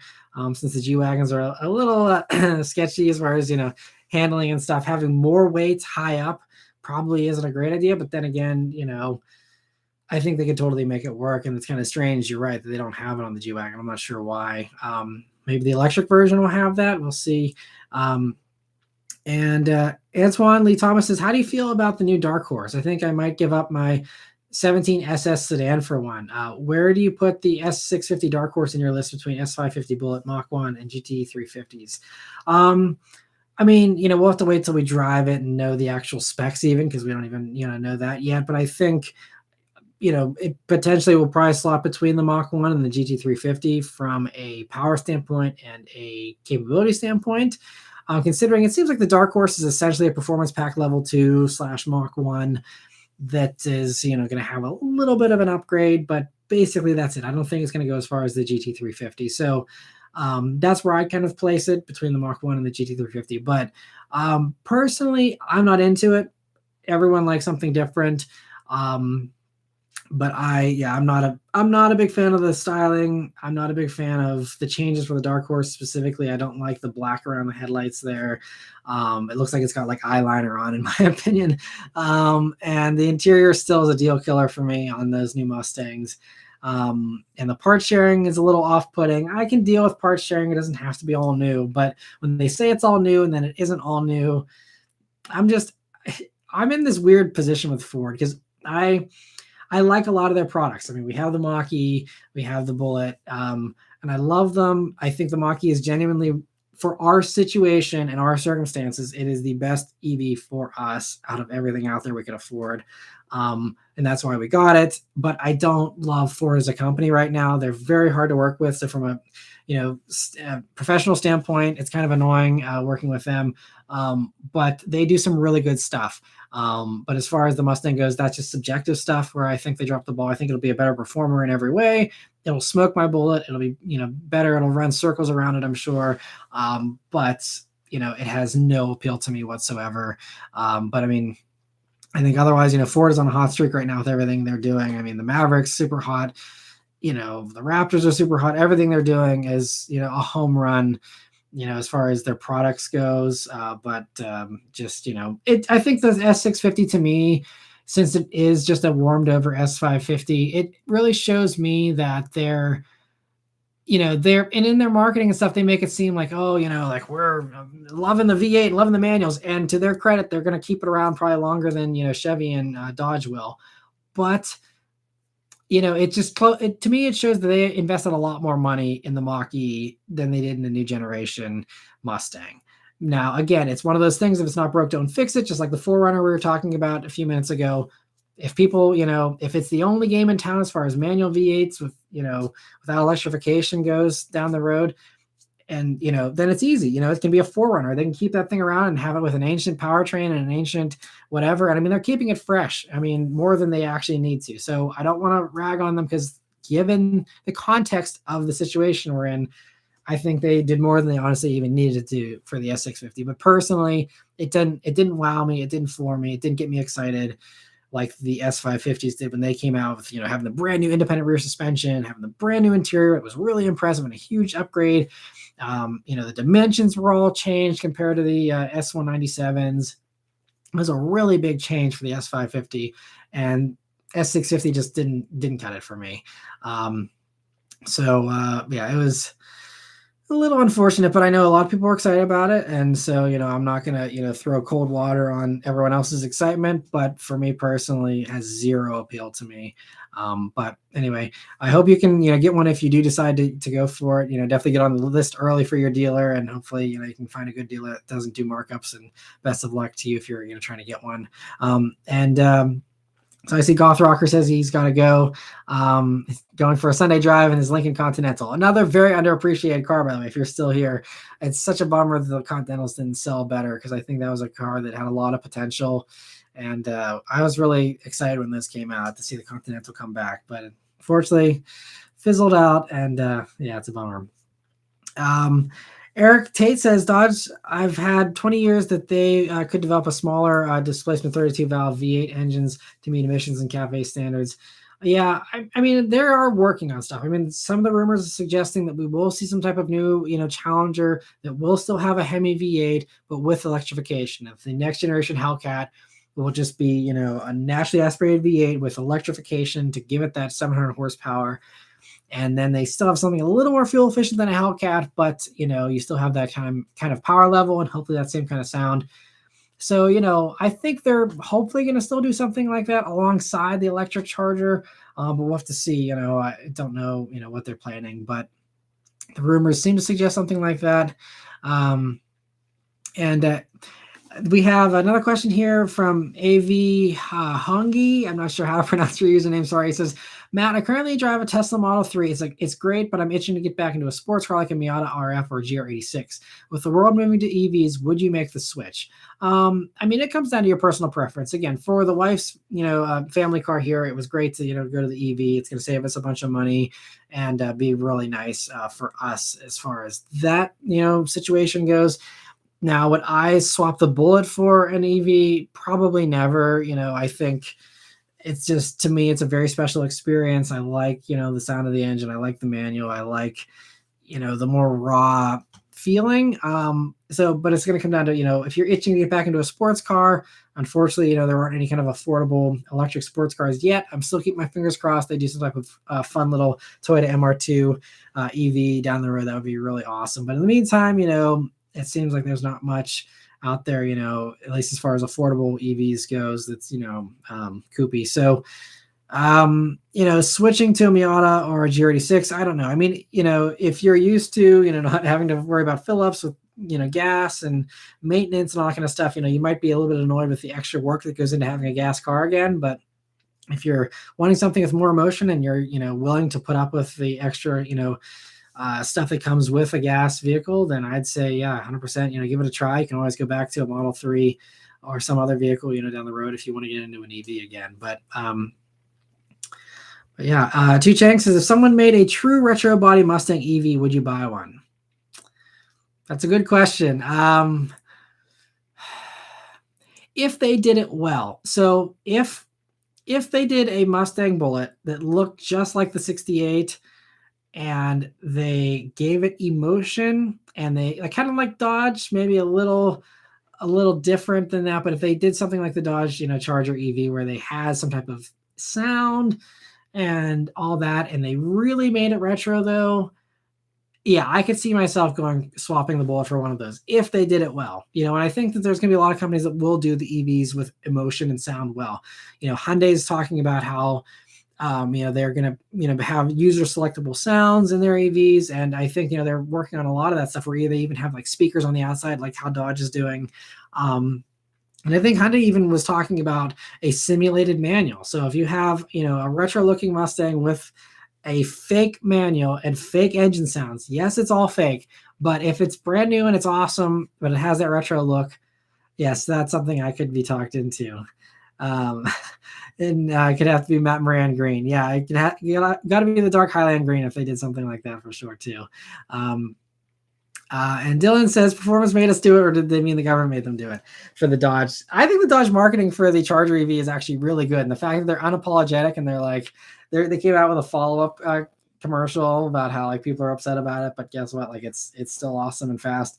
And I mean, again, that it gets into other stuff I don't really want to get into as far as the government stuff, but it's regardless of what governments around the world are doing, it's just at the end of the day, their cafe situation is not good at Stellantis. Ford has the luxury. That's kind of the thing I talked about in the past, is that Ford, one of the reasons why they can keep the V8 Mustang around, it's not just because they're awesome and they're just giving a middle finger to the world or whatever. Like, it's not that. It's that they have the Mach E and the Lightning. The Mach E keeps the gas around because you have the cafe averages evening out, and Stellantis doesn't have that luxury. They don't have hot selling EVs already in the lineup to level that out. So whenever you have Stellantis having V8, their cafe levels are in the toilet, and then they got to buy credits from Tesla, which costs a bunch of money in order to not get fined as much and everything, versus Ford has that luxury of, doing these things where they have the EVs, they're selling them, and so that allows them to keep the gas guzzlers around. And this is why I've embraced the Mach-E, and one of the reasons why, in addition to the fact that it's just a good car, but there was one Mustang engineer who said the Mach-E kind of subsidizes the Mustang in a different way, where obviously the F-150 subsidizes the Mustang as far as powertrain and stuff goes, but the Mach-E is what keeps the regular gas one around for this next generation, because without that, it probably would have been EV. I think if the Mach-E had not been a success, or they hadn't done it, I think what you would have seen come out for the S650 would have been a Mach-E platform two-door. I think Ford would have been the first one to do that. And I honestly was expecting Ford to do that, considering how they've embraced electrification. It was kind of a surprise they kept the gas stuff around at all, honestly. But I think they really are passionate about the two-door Mustang still. And so I think that, again, it's not going to last forever. It sounds like this generation Mustang will only last till 2028 to 2030. And then it too will actually be based on the Mach-E platform like we've been expecting, and will go fully electric. But, it gave it this lifeline for the next 10 years here of, having the gas stick around because of the EVs in their lineup currently. Stellantis doesn't have that. And so, it's just one of those things that, yes, they do need to do that kind of stuff, to keep the company afloat. I mean, Stellantis and FCA, I mean, they've been merged and recombined so many times. I mean, they're very sensitive to the idea that, hey, we need to be a viable company, and we can't be bleeding money selling or, buying cafe credits because we just are doing nothing but gas guzzlers. Like, yeah, that's what everyone loves, that, as a Dodge fan, they want to see everything get 10 miles to the gallon, but it's just, from a business standpoint, that's just not viable, so just the reality of things. And Raphael says, I don't dislike EVs. I just usually don't like the looks. I have a Camry, take the engine out, put in electric motors, don't change anything else, and I'd likely trade it in for one this week. Yeah, and that's totally fair. And I think, Toyota was a little weird with the BZ4X with the interior and stuff, but I think Toyota has the right idea with the BZ4X, where people don't need 500 horsepower. They don't need anything that looks like a spaceship. They just want a RAV4 that's electric. And I think that's why the RAV4 Prime has been a red hot seller, because that's enough electrification for most people, and it sticks to the normal RAV4 formula. And I think that's really great. But I think the BZ4X kind of takes it a little further, but essentially is an electric RAV4, from a, positioning, a size and marketing standpoint, and I think that's the right approach. It's a 200 horsepower electric vehicle. and make it reasonable in price. And I think that's going to be, pretty good seller. So I don't know what's going on with the Camry, by the way. The Camry, there's been no talk about the Camry. There's been no rumors. No one's even speculating on what's going on with the Camry. I don't even know, I mean, we know clearly they're not going to like get rid of the Camry or anything, but it's like the Camry is starting to, get overdue for an update here. And there's no info in sight about a new Camry. There's the Crown, and all this stuff. They're adding new sedans, but there's like nothing about the Camry. So I don't know what they're doing. Maybe they will plan to make the Camry an EV. I don't know, what the deal is with that, but maybe the Camry's selling well enough. That's another 4Runner case where they're just going to leave the Camry as it is if it sells well, and just, they're not in a hurry. We'll see. So yeah, and Raphael says if he can't tell the difference, they'll just take the electric version. Yeah, and I think that a lot of people would kind of do something similar. If there aren't any compromises, they'll stick, to the electric things. It'll save them money, And Tu Chang also says, YouTuber question, MKBHD recently started a crossover channel going from tech to automotive. If you made a crossover series, what would your crossover topic be? It's a good question. You always have such good questions. Trying to think. I think, I mean, one thing that, I kind of saw a few people were interested in whenever I started doing the whiskey in the weekly updates, every once in a while. I think there were some people that were like, I'd love to see you do a whiskey review channel. So, I mean, I'm not, I don't really have a ton of experience aside from just drinking it. I don't have any education on whiskey or anything. So I don't know if I'd feel totally qualified.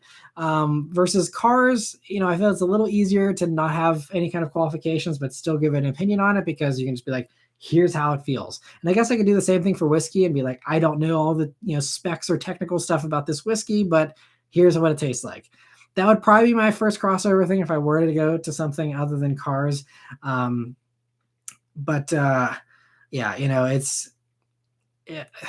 feel like there's been one or two other things too in the past that I've thought about doing crossover. Like if I were to do something different, like that's something I would do. In the past, I tried doing music reviews back in college. That did not work out, and ended up being, just a waste of time, honestly. But aside from that, yeah, I think probably a whiskey channel would be the first crossover I would do.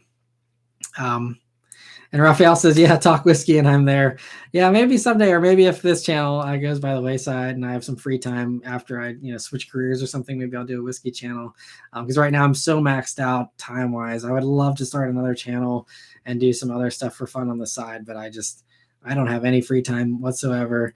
And Newt Media, thank you for joining. I didn't realize you're here hanging out, Zach, but thanks for joining. He said movie reviews. That's another thing. Movie reviews, I could certainly give an opinion on.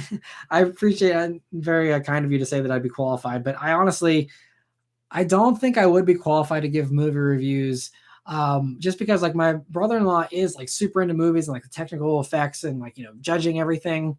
And I'm the type of person that's very easy to please with movies. Like it doesn't take a lot to impress me for a movie.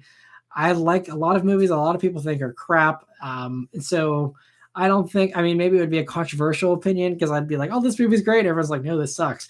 But I don't know. I feel like it's just something I wouldn't be qualified to comment on, because I'd just be like, oh, I thought the visual effects were great. And people would be like, what are you talking about? That looked terrible, So I don't know. I'm one of these, I think movies are something I don't want to learn too much about as far as being critical, because then I feel like it kind of takes away some of the enjoyment, because then it's just like, oh, well, it was a good movie, but the writing was blah, blah, blah, or this and that and the other. And then it just like turns into like this like dissection instead of just like sitting back and being like, oh, that was a fun 2 hours.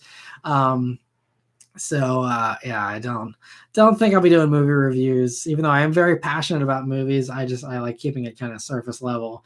And, I could give a very surface level review, but I think, a lot of people really appreciate the in-depth, stuff that you get from someone who's a film writer or something like that. And Rafael says, yeah, the channel for the whiskey channel would be this one tastes better than this one. And asked what my go-to drink is. My go-to drink's an old fashioned. I know it's very cliche these days, but I've been loving old fashions ever since I could drink, which is this point 11 years ago. I was really, I like to think that I was on the old fashioned train before it was like a fad. But it's nice now because anywhere I go, I can ask for an old fashioned, and get something that resembles one. I mean, it's still elusive to get in a really good old fashioned from most places, but overall, it's that's usually my go-to drink. But I mean, I like a bunch of stuff. And Raphael says he's old. His go-to drink is a Rob Roy. Those are great as well. Nathaniel says, have you seen the movie Norbit? I don't think I've seen Norbit. I think I've heard of it, but I've never seen it. Tu Chang says, just don't call it more Matt Moran. Yeah, for the whiskey channel. I don't know what I would call it if I were to do a whiskey channel, but could be fun to do. But I also don't drink that often, so I feel like to do a channel I'd have to be drinking way more, which has its pros and cons. But yeah, I don't know if I'll do the whiskey channel. Maybe someday. JT Slick asks, how old am I? I'm 32. Bert Shackelford says, I need a V8 and a manual transmission back in my life. Well, now's the time. It's now or never. Enjoy them here while we can. Obviously, the used stuff will be around forever, but as far as being able to buy something new, the window is closing for sure. And Ruffy says, yeah, probably not the best health-wise. Yeah, for the whiskey, yeah, definitely not. But it's definitely enjoyable though. I love whiskey. I usually just drink it straight up too. I used to put it on the rocks, but recently I've just even been like, you know what? I don't even want it to be like watered down. I just want it straight, and that's it. And it's good stuff. And Smile per Mile says, hey, Matt, hope you're doing well. Were you pretty shocked with the weight of the new Mercedes-AMG C63? It's probably one of the heaviest four-cylinder cars that isn't an SUV. Yeah, I don't remember what the weight was, but I'm assuming with how complicated of a mess that powertrain is, that it's probably, pretty heavy. I was expecting it to be, considering, what they were saying about being electrified and all that. But yeah, I mean, that's going to be the challenge, is it going to handle as good as the M3s and stuff like that? And the answer is probably no, but we'll see and we'll find out here. I probably won't, because Mercedes usually doesn't send me press vehicles, but someone will report back on how it feels. But I'm not super optimistic. It'll be cool, I'm sure, but that's another thing. I mean, talking about German vehicles, like I often talk about how they're a little iffy reliability wise after the lease period. I would not want to have an out of lease 2024 C63. Like, whoever is picking up one of those things in 2030, I have sympathy for them, because man, that sounds like a bunch of complicated stuff that all is going to just be an absolute nightmare once it breaks. Greg says it's 4650 for the weight. Yeah, that's heavier than I thought it was. Geez, I thought it was like 44 or something, but man, 4650 for that thing is, yeah, that's going to be a challenge. We'll see. I mean, it's going to have the four-wheel steering and all that kind of stuff. See if Mercedes can pull off some tricks to make it feel better. But yeah, that's tough. And that's going to be the problem though going forward with this stuff. But honestly, I mean, even like a Tesla Model 3 though is lighter than that, I'm pretty sure. So it's like, you can have a full-blown EV that's actually lighter than that thing. So crazy. And Antoine Lee Thomas says, have you ever thought about doing your weekly updates as a live stream and getting more interaction to talk about the cars you see throughout the week versus a normal weekly update video? I'd certainly be open to that. I think I did one a long time ago, like at least 5 or 7 years ago. I did something like that. I certainly would be open to that. The only problem with that is I would have to figure out how to like put the pictures over, like I know obviously gamers and stuff do that. I would just have to find a way to, work that out, which I know wouldn't be an impossible hurdle to figure out. But beyond that, it's just the length of things. The weekly updates have a pretty short lifespan. Typically they get, views for a week and then they completely just die. They don't, get any more views after that. So it's just that, whenever people see something that's 2 hours long, like these live streams, like after we are done streaming this, I mean, like we've like, I think at the peak we had like 100 people watching. We only have like 60 right now.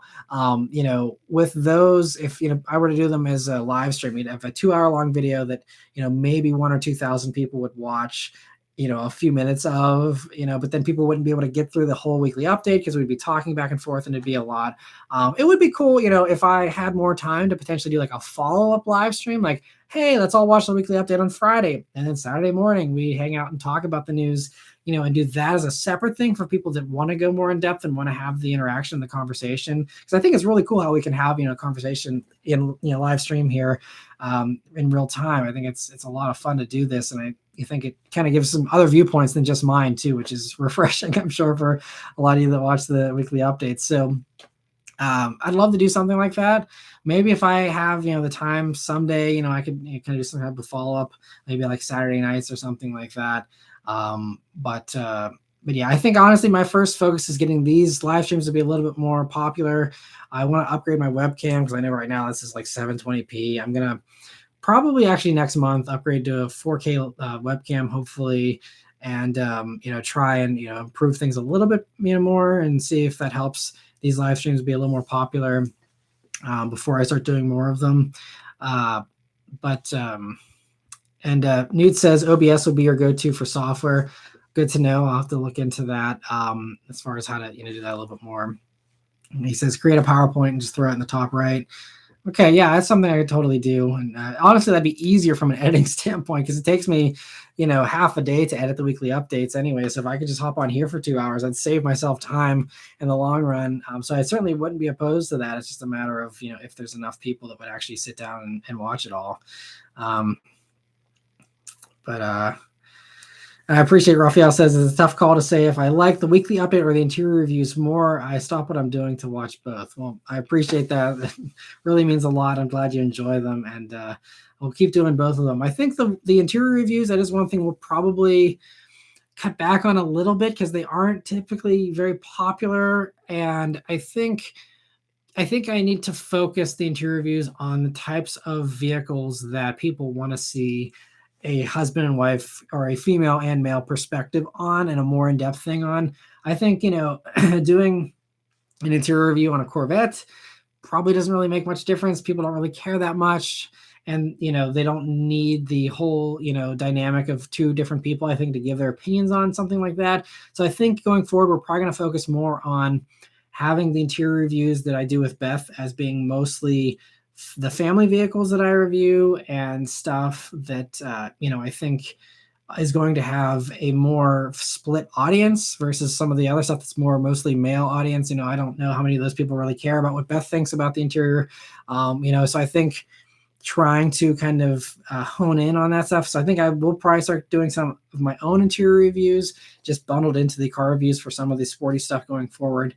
But then, just keep the interior stuff for just the stuff that's a little more family friendly. I think that makes the most sense because when I look back at the interior reviews and which ones have done well, it's typically the more mainstream vehicles, where those types of videos have more value for people than, Beth giving her opinion on a GT500 interior because, no one cares about that, So I think that's kind of where we're going to be switching, but we'll still keep them up, and keep doing them, for sure, just maybe a little less. And Newt says I can use the existing camera as well for the live streams here. And I thought about doing that. So I got to figure it out though, because it seems like it's not super reliable with the software for the DSLR with doing the live stream stuff. I got to look into that. And if you want to send me a message too, Zach, and if you're willing to help me out a little bit with that, that would be certainly appreciated as far as how to work all that. Because I definitely want to make these live streams more high quality in the future for sure. JT Slicks asking if there's any collaborations in the works. Collabs, I don't think there's anything on the horizon. There's definitely, obviously I'm always talking to some of my other YouTube buddies and stuff, but I don't think we have anything planned for this year, for the rest of the year. I'm going to probably be going to a WAPA rally, which is a drive program that they have, where I did them a few years back where I did a bunch of quick drive videos. And I quit doing them, during COVID, but I'm going to probably go back to maybe doing that event. And I think Sophion and a few others will be at that. So maybe, do a little collab there or something potentially. But otherwise, aside from maybe having a little impromptu collab, if I have a drive partner on one of these programs, sometimes I end up having someone else riding passenger and I can, do some stuff with them. So maybe something like that in the future. We'll have to see, but no other collabs currently in the works here. Crescent says, what is your favorite year of Mustang? That would be the 1968, the fastback in particular. And Bert says, my wife doesn't drive, so she enjoys Beth's talking points as a passenger. I'm glad she enjoys them. And I think it's something that just, we got to just limit it a little bit more to just to be smart about when we post those and which vehicles we do. And Rafi says that he thinks Mike Muzio does a good job in his family reviews. I agree. He does great stuff. I've been lucky enough to have, I've been on the same drive waves. So all these media events, there's different waves. So some people come in, they go Monday to Wednesday. Some people are Tuesday to Thursday. And I've been on the same waves as Mike for a bunch of stuff. We were on RX on the same wave, and we were on the Hyundai Elantra and stuff last year on the same wave. So I've gotten a lot of chances to hang out and talk with Mike over the past year and get to know him a lot better. And yeah, he does awesome stuff. He's so nice. And he does really good family reviews. I agree. And he seems to do pretty well with them as well. It's just, unfortunately, it seems like the stuff with Beth hasn't done as well as we had hoped, which is why I'm kind of scaling it back a little bit. But yeah, I think he does really good stuff, and I'm glad that he's kind of, cracked the code there with his channel at least. And Daniel says, is it just me, or does the new Mustang taillights look like the Sonata and Elantra? I don't know. I don't know if I see Sonata or Elantra. Yeah, I don't know. I think the Mustang, the only thing as far as other vehicles, it just looks more like a Camaro, in my opinion, the front end a little bit, and especially the back 3/4, the way that it kind of extends out a little bit longer there. I think that kind of really has a reminiscent shape to the current gen Camaro back end a little bit with that, line there. But that's all I see as far as similarities with the new Mustang. But I know a lot of people are saying Camaro, and I agree. I think it certainly does look a little more like a Camaro, which is funny because I'll do one other quick little rant here. I thought for sure with the S650 that they would have gone more to the Challenger direction, because the Challenger is the one that was red hot, with its sales, even though it was dated, even though it hadn't changed since 2015. They still continue to do better and better with sales every single year. And I surely thought that Ford would see that and be like, okay, maybe we should go back to some 70s retro kind of thing a little bit. And, follow the Challenger formula a little bit. And I respect them for not, and for forging their own path. But I really was hoping for a early 70s Mustang. And I know they kind of did that already with the refresh on the S197s, and kind of gave that a 70s vibe a little bit. But I still was just hoping for a more bloated looking Mustang, a larger Mustang, to kind of compete more with the Challenger, and would have really filled in the Challenger shoes a little bit better, I think. And, I didn't expect round headlights, but I thought, maybe they could have done, something that, looks a little bit more just, larger and just more 70s like than what they ended up doing. But, Rafi thinks that would be awesome as well. I'm glad I'm not the only one that still loves the retro looking Mustangs. But, Two Chang says, would you ever buy a Bullet Celica, and a 74 Celica with a Coyote V8? That would be fun. I'd love to put Coyote V8s in a bunch of stuff. It'd be fun to put it into a BRZ. It'd be fun to put it into Miata. It'd be fun to put it into all kinds of stuff. But Franco says, yeah, the rear reminds him of the Elantra and the Sonata with the sharp angles. I do see what you mean about the sharp angles. The taillights themselves, not really, but the sharp angle, yeah. The Elantra, I see what you mean now. Yeah, the Elantra trunk and deck lid kind of has that same crease in the middle of it like you get on the Mustang. Okay, I appreciate the extra context there, Franco. Yeah, that makes sense. I can see that. Yeah, I didn't pick up on that till now, but yeah, thanks for pointing that out. That's another thing. That definitely has some touches there, like the Elantra for sure, and even the Sonata a little bit too. The Elantra crease. That's what we'll call it now on the back of the Mustang. I'll do my Mustang someday if Ford ever loans me one after I'm done giving them crap for it. If they ever loan me one to review, I'll refer to the Mustang trunk lid as the Elantra crease. Ford will love that. That's funny. That's a really good observation though. Bert says, speaking of Camaro, do you have any news on the future of the ZL1 and Camaro in general? I don't. I think there was a report a few months back saying that it'll get a special edition for 2024 and then go away. And there was a leak of a ZL1 refresh, which would have made sense, so they could change the dynamics in the front for the airflow to give better cooling for the more powerful motor you're seeing in the black wings. Because it's kind of funny the ZL1 hasn't gotten that either. I mean, it's consistent with GM's general neglect of the Camaro, in an overall theme. But I'm still hoping that maybe they do 1 or 2 model years of better ZL1, do some type of fun thing for the Camaro a little bit, and keep it going. Because I mean, again, if the Challenger really is not coming back and the V8 stuff is truly gone completely from Stellantis, I mean, at least they got a 50-50 shot now at sales versus, previously having the Challenger and the Mustang to compete with. It's got to help the Camaro out at least a little bit. And again, if it's paid for and, they can keep it going from a cafe standpoint, keep it going. And, hopefully, they have slightly better Camaro sales someday and they quit being underappreciated. But yeah, so and Raphael says from earlier we were talking about their dream 4-car garages. He's saying 1969 Camaro, 1970 Corvette, E39 M5, and Audi e-tron GT. Yeah, well, you'll appreciate my e-tron GT RS review that I'll be doing here in a few weeks. I'm going to be filming it here this week, but I'll be posting it here in a few weeks. But you'll probably enjoy that. I'm sure it'll be impressive. Anyway, we're coming up here on 2 hours, so I think we'll be cutting it off here. I'm glad you guys all stuck around and had some great conversations here. Hopefully you enjoyed it as well. And I hope you have a good rest of your weekend here. And stay tuned for, like I said earlier, I'll be doing a video here this week on our road trip in the Mach E and a review on the Lexus LX 600. Next week, though, I will be going into, what it's like to be a YouTuber and how I got started doing my car reviews. And I also have one other fun video coming for this following week after the first week of October as well, where I'll be doing something else related to looking back at 10 years of doing car reviews here. So I got some fun stuff, a little out of the ordinary here coming for the first half of October. So stay tuned for all that. But thank you all very much. And Rafi says, great stream. He only watches mine. I really appreciate that. Just appreciate the support in general.